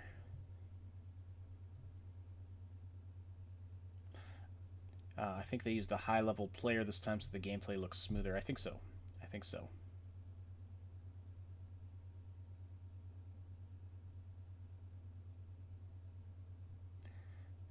Yeah, the 8-barrel shotgun, where each barrel can target a different enemy. That's crazy, man. That is insane. Again, it's like, how is that not massively overpowered? It's a single-player game. Do they need to worry about balancing? I mean, you have a point there. You have a point, but at the same time, like, you don't want it to just not be a challenge. You don't want to be able to just enter a room and boom, everyone in there, everyone's dead, and then you walk to the next room, boom. I mean, I guess it's going to take some time to aim and stuff.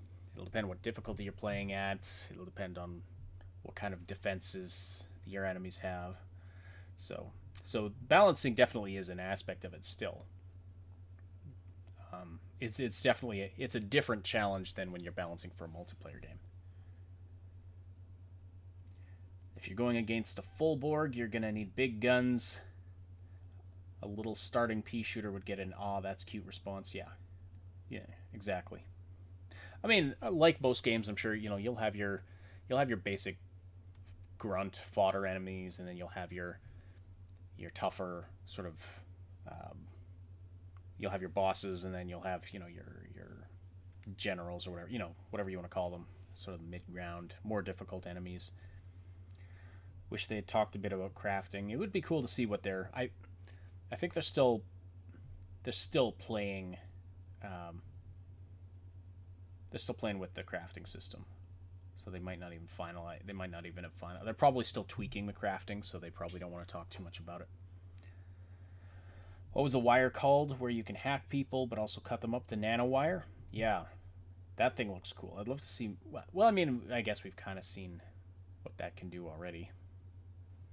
But yeah, the nanowire looks like it's going to be a neat one. Or monowire. That's what it was. The monowire. Not nanowire. Is it monowire or nanowire? Nanowire is a real thing. It's where it's like it's a wire that's like 1 atom thick or something like that.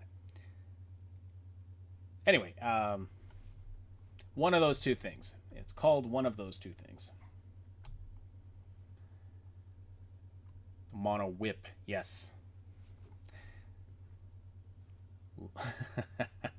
Hardware and software upgrades on the weapons, yeah, absolutely. And I do like that they're bringing in the aspect of the different weapon manufacturers. That's an aspect I really liked about the Outer Worlds, and of course it makes perfect sense in Cyberpunk 2077 that you would have these different makes and manufacturers, probably different qualities of weapons. Your old Grognard is asking, when does the community thing start? Okay, so I'll be jumping into a community post-show with the rest of the community podcast crew right away here. I'm just kind of waiting to see when they all jump into the room, because they're all just kind of... That's the Mad Queen, Last Known Meal, and Neon Arcade are all wrapping up their own streams. Mad Queen was anticipating about 10 to 15 minutes after the end of the Night City Wire show, so that'd be just a few minutes from now. So as soon as I see them jumping into our voice room, I will join them there. See you, Time Beam. Thanks for joining.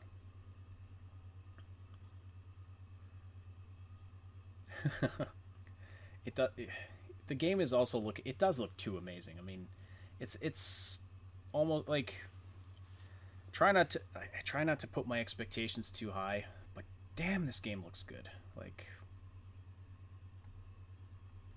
it's crazy. I can't put up the video of of what we just saw again yet. Like, it would take some time to download that. Or, like, I don't even know if they've posted it yet. But I am gonna... Here, I'll put up, just so we're not just looking at a still screen, I'm gonna put up... There. I'll put the... This is the first Night City Wire. That I've just put up on the screen there. Just so there's something to watch. So what else did you guys see?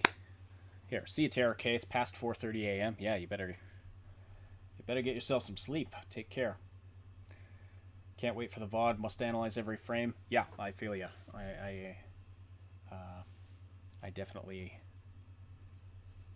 agree. There's so much to go through there. Like, I just want to, just the life paths part, especially. I feel like there's just so many there's so many new characters to look at. There's so much as far as the storyline of the life paths that we can analyze.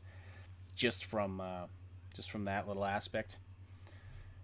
By the way, I'm thinking of reopening the Cyberpunk 2077 NPC Show Us Your Favorite NPCs game that we had going on the Discord server. By the way, as I keep saying, it wasn't really a contest, but it was kind of a contest. I will be giving away the game key tomorrow, and we've got a very special video coming for you all tomorrow morning. So keep an eye out for that. It's gonna be a premiere, so you can gather in the chat to watch it if you like. Tomorrow morning, that's gonna go live. I'm not going to spoil any more about it, but I'm pretty sure you're all gonna like it.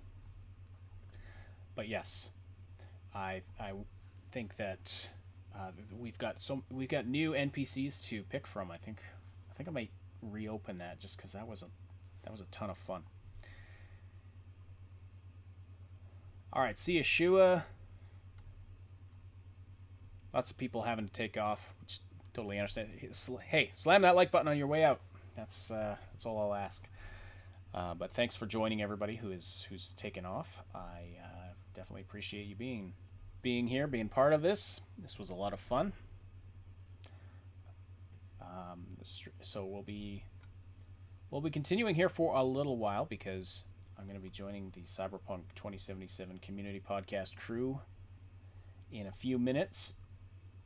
I still don't see any. I still don't see any activity there. They're all doing their own streams, and they're probably reacting to all of that awesomeness. But yeah, so new character. So new. As I said during the show, new. I'm pretty sure the internet's gonna have a new waifu. I feel like Judy Alvarez is gonna have a little bit of competition now with. I think the only character that really gave Judy a run for her money in the first Night City Wire was Claire, the bar girl. I mean, she looked awesome, and but we didn't get to see much of her. Like, there wasn't much interaction, whereas we saw tons of Judy, and we're actually we're seeing that scene right now on the stream. Judy's not on the screen right now. This is the brain dance stuff. But yes, the female companion from the Nomad life path, I feel like is going to give Judy a run for her money. The awesomeness was strong with this one. Waifu alert. The community goes wild every time there's a new girl. Yes, absolutely. Lady Reaver liked the man in the suit and chair on the Corporal life path. Yes, that's Mr. Jenkins, I believe. Mr. Jenkins. We've seen screenshots of him before. So, yeah, as the Corporal life path. So I mean, all the beginnings of the game are so different. Like, they're just so different. So Nomad, of course. So I really liked that. Like, you see them all gathered around the fire. I'm thinking, okay. Bunch of cybernetically enhanced family members sitting around drinking with their guns in their laps. What could possibly go wrong? But that looked really. It emphasized the whole family thing, and you had that one friend, companion, or whoever with you. I hope it's not that something tragic happens to her that leads you to seek out your fame and fortune in Night City. But yeah, so it was really nice to see more of that. We saw more of the street kid life path, which so you're starting on the streets of Night City. I'm gonna have to go watch that one again because I didn't absorb it all. But then there was of course the Corporal life path. So you've worked your way up the ranks of Arasaka. We saw, it looked like, again, I'll have to go back and watch it, but I'm pretty sure we saw in-game Saburo Arasaka, which is really awesome. Now, Arasaka is the corporation, I mean, obviously important in Cyberpunk lore, is going to feature very heavily in this game. Saburo Arasaka, the guy who founded the company, very old, and he started the company, but he's got a son. He has two sons, actually. One has died by this point. Second one, Yorinobu Arasaka, rebelled against his father and is started a street gang, has kind of sworn his life to destroying his father's corporation, Arasaka. And this all took place like way back, but they're both still alive. Father and son are both still alive in 2077 because people, live super long. So Yorinobu is going to play a big role in this game, and he's the guy that stole the chip, the relic chip, from the Arasaka Corporation, and somehow V gets his hands on it. I see last known's in the room here. I'm gonna just jump in. They're still uploading. Oh. I'm just gonna jump in the room here. Hey, Last Note, how's it going? Hello. We have Ash from the Triple S League on the channel. And we've got Last Known Meal from Last Known Meal channel. That was wild. That. Oh my God! Did you see the weapons? Oh The yeah. animation. There was so much there. It was so cool. It actually, it had more than last time, in a sense of just shooting and differences and different, I guess, environment that we're in, because we've seen more of Badlands. Yes. There's going to be so much to do, so much to go through when they actually upload the VOD. Yes. I do hope we're gonna have B-roll. Oh man, I hope they send us more B-roll. That would be fantastic. More screenshots, more something. I think so. They kind of repeated themselves a bit in the beginning regarding LivePad, but they talked more in the story form, not generally what it is gonna be, but like what people you meet, which was really cool for them to explain, I guess. Mm-hmm. I don't know. Well, I think now, I don't know. I thought the LifePath stuff expanded on it quite a bit. Like we saw more about what the Nomads are all about. Yeah. We have that, and then we have that female companion that's part of the Nomad life path, who, as I've just been telling my folks watching my stream here, I think the internet's going to have a new waifu. Going forward, yes. Because they go crazy. Any new hot girl character, they're going to go crazy. So she might give Judy a run for her money because she's got that. She had a British accent, didn't she? I think so for a bit. I don't know, but so she is gonna be somewhat the romance option of Nomads, while Judy is like more street kid, in a sense. Could be. Actually, I was wondering when we saw that when in the Street Kid life path, when you get in the car and there's that fixer, that old guy whose father is something or other. Yeah. I'm wondering, like, because it looked very similar to the scene where you meet Dex Deshawn. So I'm wondering if he's the fixer you encounter during the Street Kid life path. Maybe Dexter Deshawn is for a different life path. Like, do you have this? Do you get the job from a different fixer if you pick a different life path? That's what I'm wondering. Yeah, it could be that Dex comes later. Maybe the other fixer is only for the beginning. Yeah, that could be too. Plus, we saw yet another fixer. The older lady, who I think Jackie mentioned. I think there was a scene in the B-roll that Jackie mentioned her in the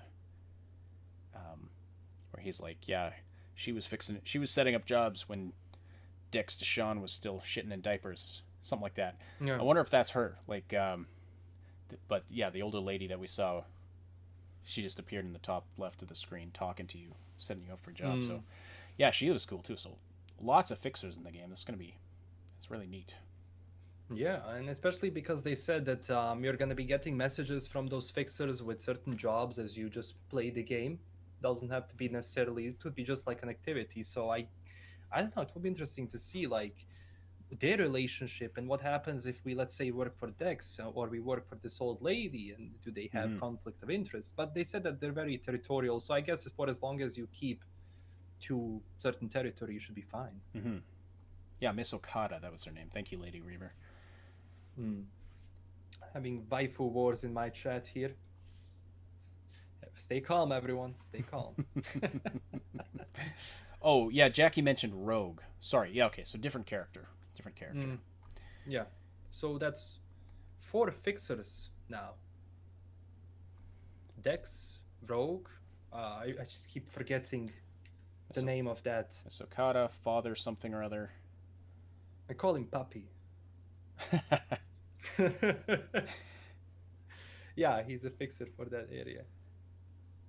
I think we should have Mad Queen and Neon joining soon. Yeah, Mad Queen said 10 to 15 minutes after she was going to take questions from her community. Once again, this live stream sponsored by water. I've been talking straight. I'm so thirsty. It's been crazy today. It's 40, 50 degrees. I don't even know. Padre. The compadre. Yeah. Oh, and we also saw, I believe we saw an in-game version of Saburo Arasaka, and that kind of solidifies that he's going to be part of the game in some way, shape, or form. Obviously, Arasaka Corporation, very important, going to be playing a big role because you have Yorinobu, Saburo's son, who is like, he's important enough that they CD Projekt put out a full high quality character render of his. So we know he's going to play a big role. Rebellious son of Saburo Arasaka. He's the guy who apparently stole the relic chip from his father. Yeah. So somehow, like, yeah, Arasaka's really, really completely, wrapped up in the plot. Plus, with the return of Johnny Silverhand, I'm sure there's... Yeah, the main plot, I'm pretty sure the central plot is going to... it's going to heavily revolve around Arasaka. Would make sense. We also saw a bit of a street racing, the start. And we've seen racing on the streets of Night City, and I guess we've seen some racing in the Badlands. So that was cool to finally see. Yeah.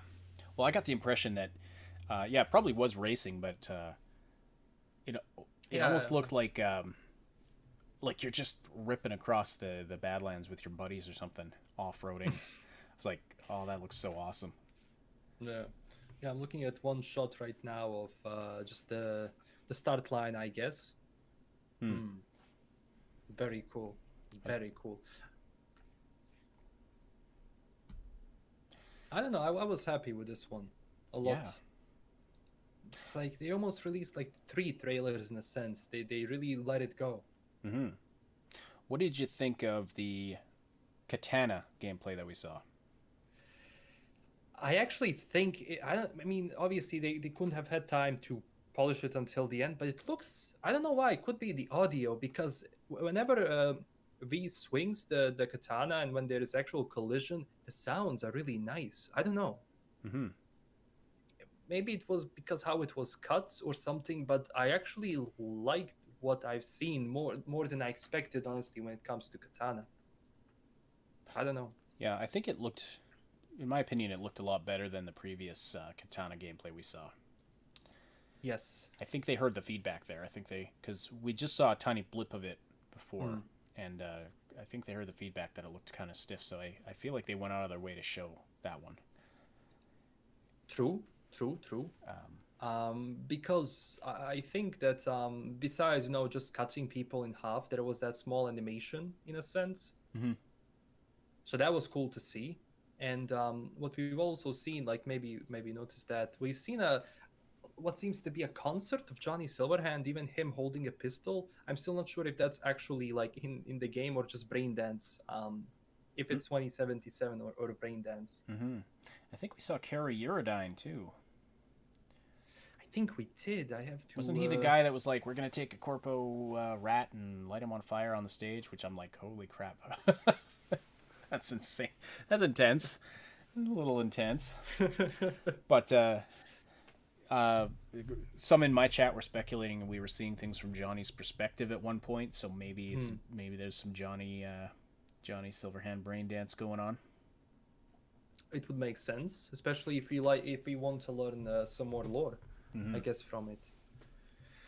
Yeah, we still don't have uploaded gameplay. No, it's not out yet, but we are seeing a couple of screenshots from Reddit. A lot of fun stuff. I should check. Yeah, I should check into that. Yeah, we have some decent stuff. The Nomad camp. Someone also mentioned the rocket during the Nomad one. Yeah, why not? I mean, they still use space. Doesn't mean we can go on. Mad Queen gave homework to her community. Did you do your homework for the Night City Wire? Just looking at Twitter here. She's gonna have a test probably now. Yeah, it's probably what she's doing. She's testing her. She's testing her viewers. Oh my god. Also, Yeah, Badlands looks amazing. I could have sworn at one point I saw an NPC that looked exactly like Giancarlo Esposito, the actor. Really? I might have been in my brain playing tricks on me, but I could have sworn I saw him. Would be I doubt he's in the game, but would be awesome if he was. He's so good. I mean, I don't know. Might be, but he was already cast for Far Cry. I don't know. Yeah, no, Depends. exactly. Yeah. I mean, I would be surprised. It seems that he does like to voice act in video games, because even Doc Cockle mentioned that, like, before, the actors didn't really think of it as anything special. Yep. They thought it was some, amateur stuff, but right now I'm so glad that some actors are going to their senses. Looking at some of the things we've seen. Damn, but did you see that we actually put the weapons in the trunk? No, I missed that. There was a scene where we put weapons inside of the trunk, and I think it would kind of make sense from an RPG standpoint to have a couple of weapons in the trunk of your car, especially if you're in the Badlands. You have to do a quick switch. Might make sense. So yeah, we'll see. Well, yeah, because you have that weapons cache in your apartment, obviously. But if you're out on the Badlands, far away from your apartment, it would make sense to have. True. Yeah, but they haven't. To have it, yeah, to be able to pull that stuff out of your trunk. I wonder what they're gonna do as far as carrying limits, like as far as how many weapons you can carry at one time, and maybe like before you head out, you gotta, like, if you can only carry 2 big weapons. Yeah. Yeah. If you have to pick and choose, I think that would definitely bring a more strategic element to the game. Unlike, a lot of games where it's like, oh yeah, I'm carrying 20 rifles and like all this ridiculous stuff. Yeah, we saw 3, I believe. But did you see the smart weapons? Oh, they're so OP. Like, I was mentioning that too. Yeah, like I'm wondering how they're going to stop them from being OP. Now, granted, your enemies are potentially going to have the same weapons, but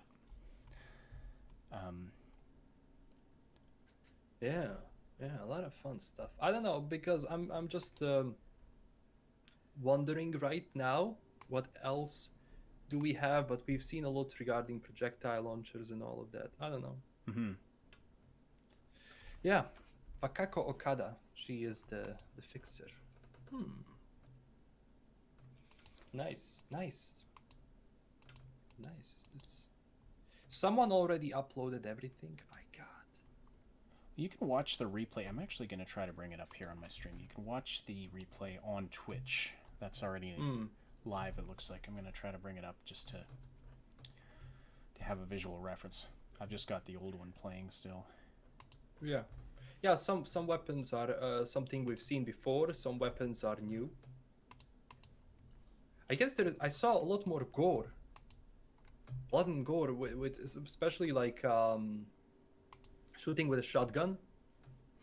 Yeah, definitely. And even the dismemberment with the with the katanas and the mantis blades and stuff like that. So there's gonna be a lot of that. Yeah. Hey guys. Hey Neon. Hey Neon, how's it going? Yes. What's up? We have Neon in the chat.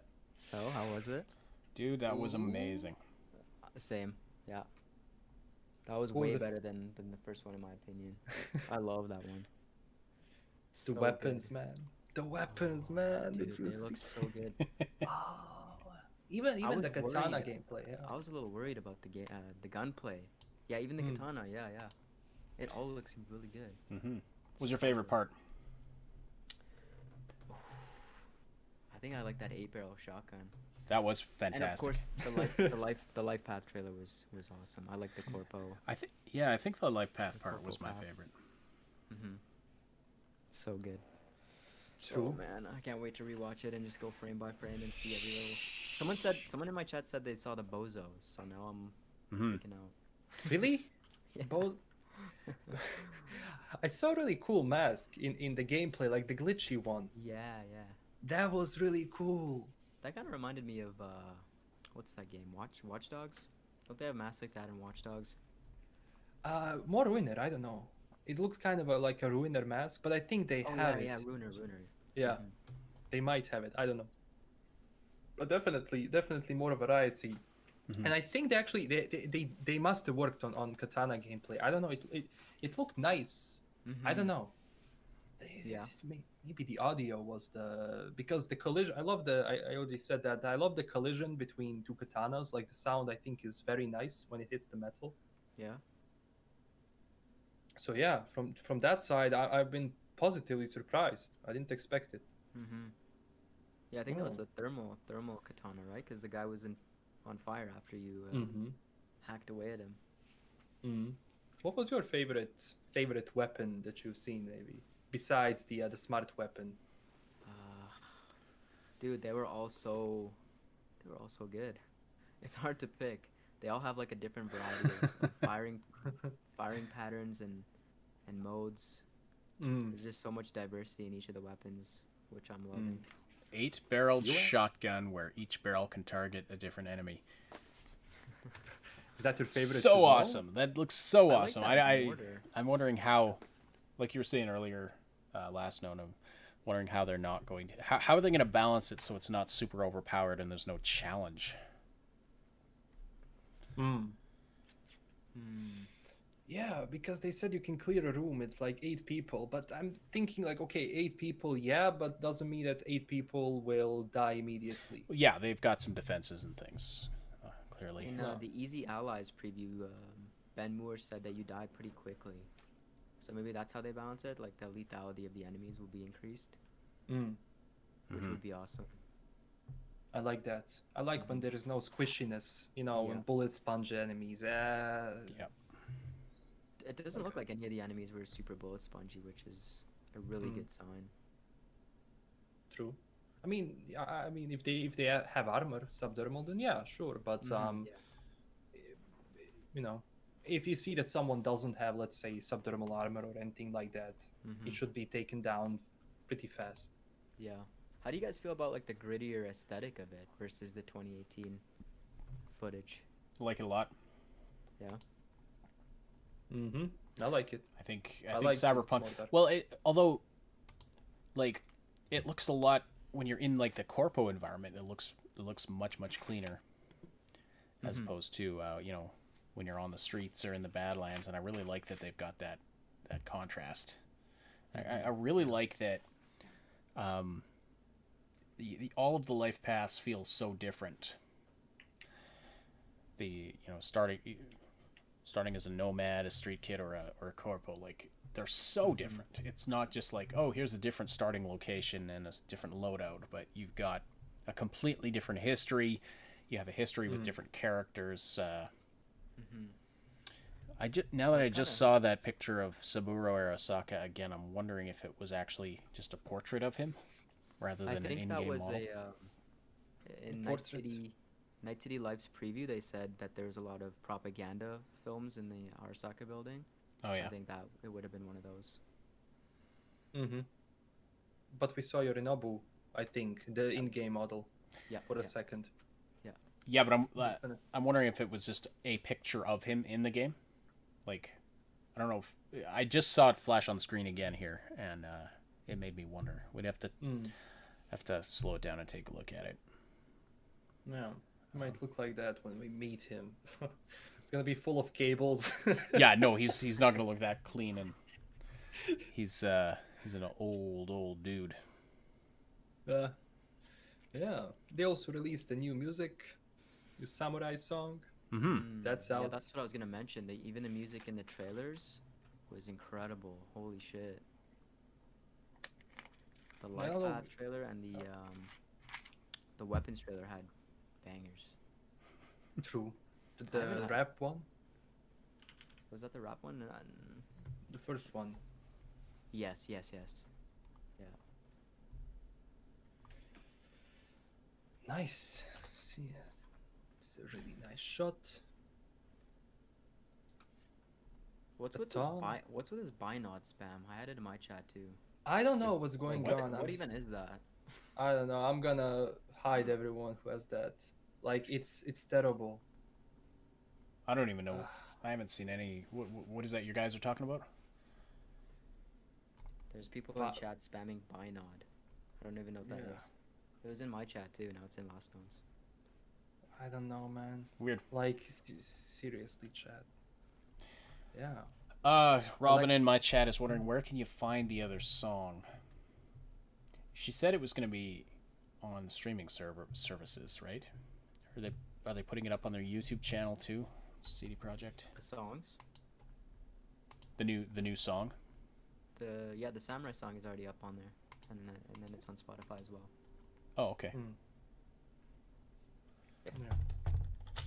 Melee weapons, electric alpha baton, spiked bat, thermal katana, sledgehammer, and tanto, but we only see a couple. Damn. Bro, there's so much to go through here. Even more than the last time, to be honest. Yeah, much more. There's so many cuts. True. Well, we're gonna be busy. Chat, you're getting a lot of videos this week from all of us. Yeah. From all of us, we're gonna be releasing like crazy. And I believe this is RTX off, right? I have no idea. I don't know. I don't know if this is RTX on or off. Whenever I try to guess if it's RTX on or off, I always get it wrong. So. Well, I wonder. Yeah. Same. Why would they show us RTX off? I wonder. Maybe it hasn't been like super optimized. I suppose. So Robin, is what other one are you talking about? The one with the female vocalist? Ooh, more screenshots. I'm honestly not sure which one you're talking about. Sorry. Radek released new screenshots. Oh my god. I mean, some things we've seen, some things are new. Like new screenshots or screenshots from what we just watched? No, new ones. I'm gonna pull this up for my These look clean.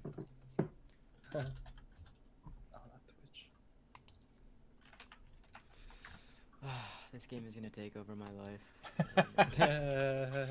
Hasn't it already? And it's not even out yet. True. Alright, let's see this. You know what's the problem now? Because I want this game to come out now. Yes, well, me too. Yeah. It's kind of crazy. Like, it's so hard. It's insane.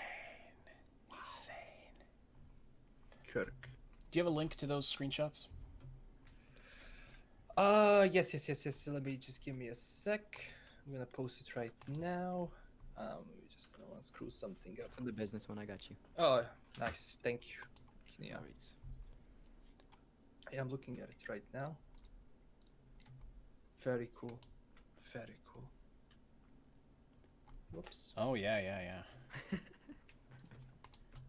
Hang on, I'm gonna see if I can bring these up.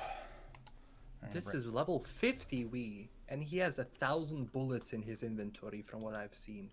Is this health or it's 282 bullets in the rifle? I think this on the top left, is that armor, health? On which screenshot? The last one, because it says 282 bullets, and at first I thought it said bullets up there, but I guess that's health and armor. The 282. Yeah, that's I think ammo. That's bullets. Yeah. Yeah, but on the top left, that might be health plus armor. I don't know. Oh right, yeah. I think I'm so. confused. Yeah, I think Yeah. you're right. Yeah. All right, I'm gonna bring some of these screenshots up on the screen here too. The corporal rat. Oh, so it wasn't the same guy that we see in the Street Kid life path when we are boosting that car and that Arasaka agent comes in. I forgot his name. It's not the same guy, I guess, that comes into the bar when you're corporate. different. Corporal Rat. Huh. Talk to the Yeah. agents. Yeah. Yeah. Elton Maxwell. Some So what happens when you handcraft a game? You get like details like this. Nomad Party. Looks like fun. No. But damn, level 50V? Maybe I'm guessing that's the level cap for. Maybe. Actually. Yeah. Maybe not. Who even knows? Like there has to be obviously max level. I don't remember in The Witcher what was the max level though. I think it was 50, and then you had New Game Plus, right? Mm-hmm. And you had also the expansions. Oh right, yeah. So this is the one. This is the one Neon or last one was just talking about, level 50V. So yeah, they definitely are showing us some later gameplay in this time around. Mm-hmm. Mm-hmm. Looks like it. Yeah, Kirk has been seen. I love the nomads. They're so chill. So chill, sitting by the fire, having fun. Mm-hmm. I don't know. On the map, okay, just looking at the mini map in this combat screenshot. So you've got radar that shows you all the enemies and which way they're facing. Mm-hmm. And plus X's to show you, I don't know, maybe loot drops, weapons or something. Yeah. Actually, can you even see? Oh, you can't even see that on Maybe the menu. that's from people, because we see two guys lying behind this guy. So I guess that's just an X of you kill someone, and that's I guess the loot. Potentially. Here, I'm gonna resize this so my stream can see it a little better here. Oh, it's still getting cut off. What the hell?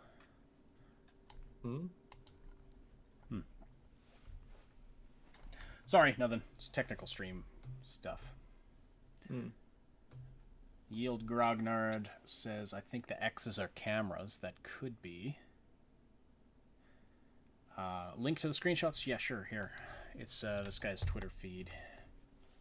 Well, do you guys know what that scene with during the samurai segment where Johnny is pointing his gun at the crowd? Is that a brain dance? I think so. I don't know. I had that feeling. I had the same feeling at first that it was just the brain dance. Because then it would be a major spoiler if it isn't.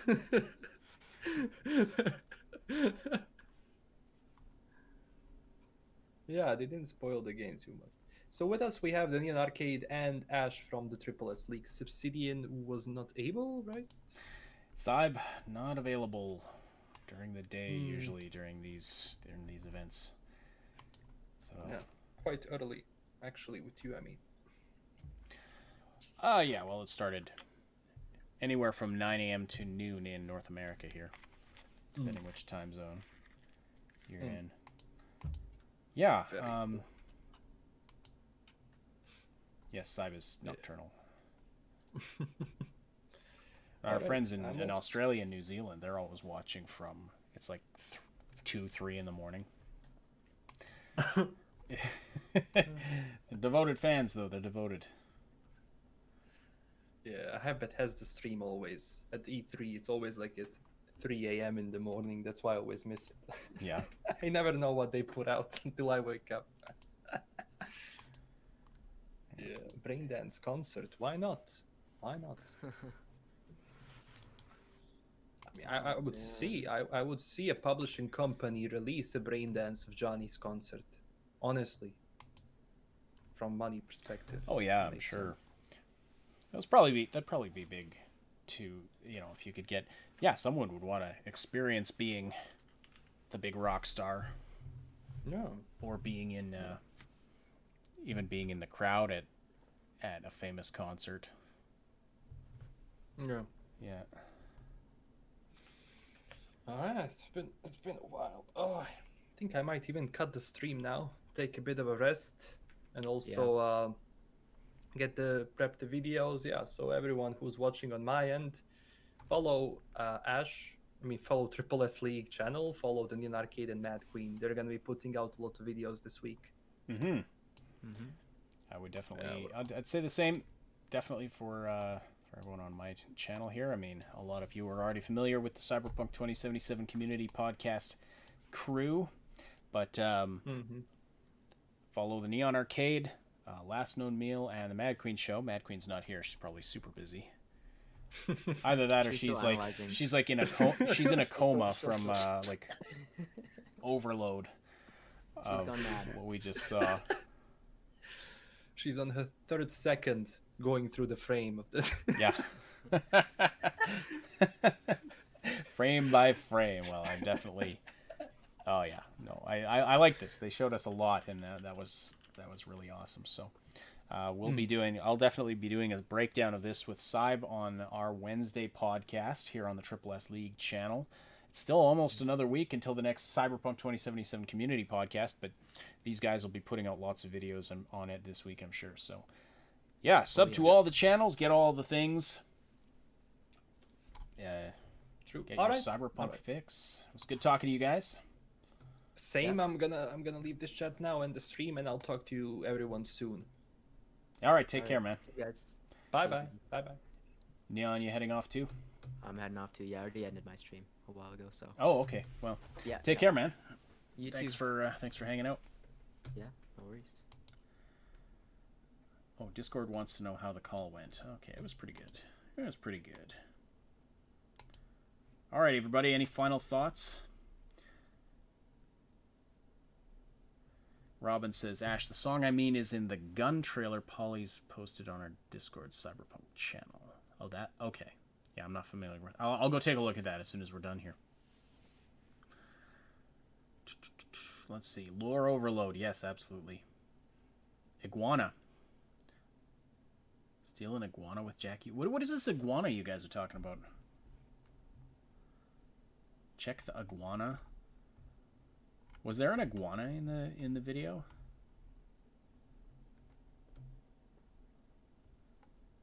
They showed the iguana.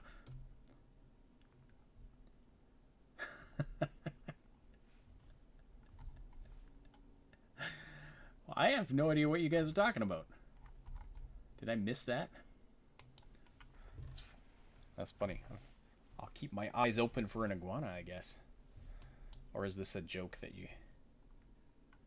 Apparently your mission as Nomad Start is to smuggle a living iguana? Oh. Oh, interesting. Okay. Had no idea. Let's see what they've got up on the Cyberpunk channel. Okay, so they don't have Night City Wire 2 up on YouTube yet. You can watch it on the Twitch channel. That's where I've got it playing from right now, if you want to go watch that again. They did upload a new song, I Like Supreme, a new Samurai song. Let's see. I'm just gonna check their Twitter feed, see if they tweeted anything else.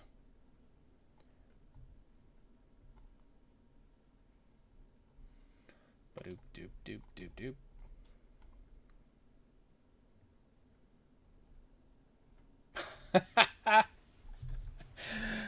I'm just retweeting now because Neon done got memed.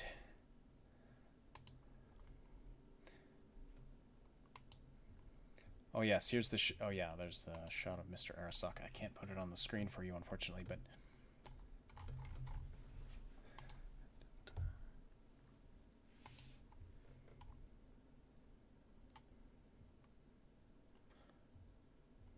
okay.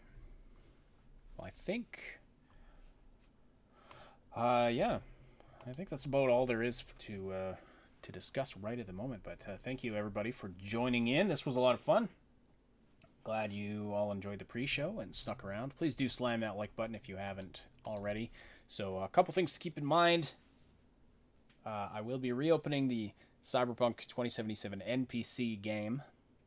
I'll also be announcing who won the game key for that tomorrow.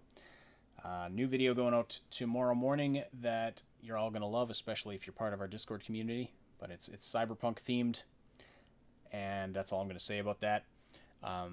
Wednesday, we have our normal Augmented Reality podcast. By then, Subsidian will have gone through all of this. We'll have lots to talk about from today's Night City Wire. So you can catch that live on Wednesday, normal time. We then, of course, do our Saturday podcast at normal time. There will be a Cyberpunk 2077 community podcast on Sunday. Lots of info, lots of analysis, and of course, all of the community channels are going to have lots of info going on this week. So, all right. Thank you so much, everybody. This was a lot of fun. I'll let you go for now, and but I'll be on Discord if you want to talk. Have a great day, all of you. Have a good night if it's the middle of the night where you are, which a lot of you are. And yeah, we'll talk to you later.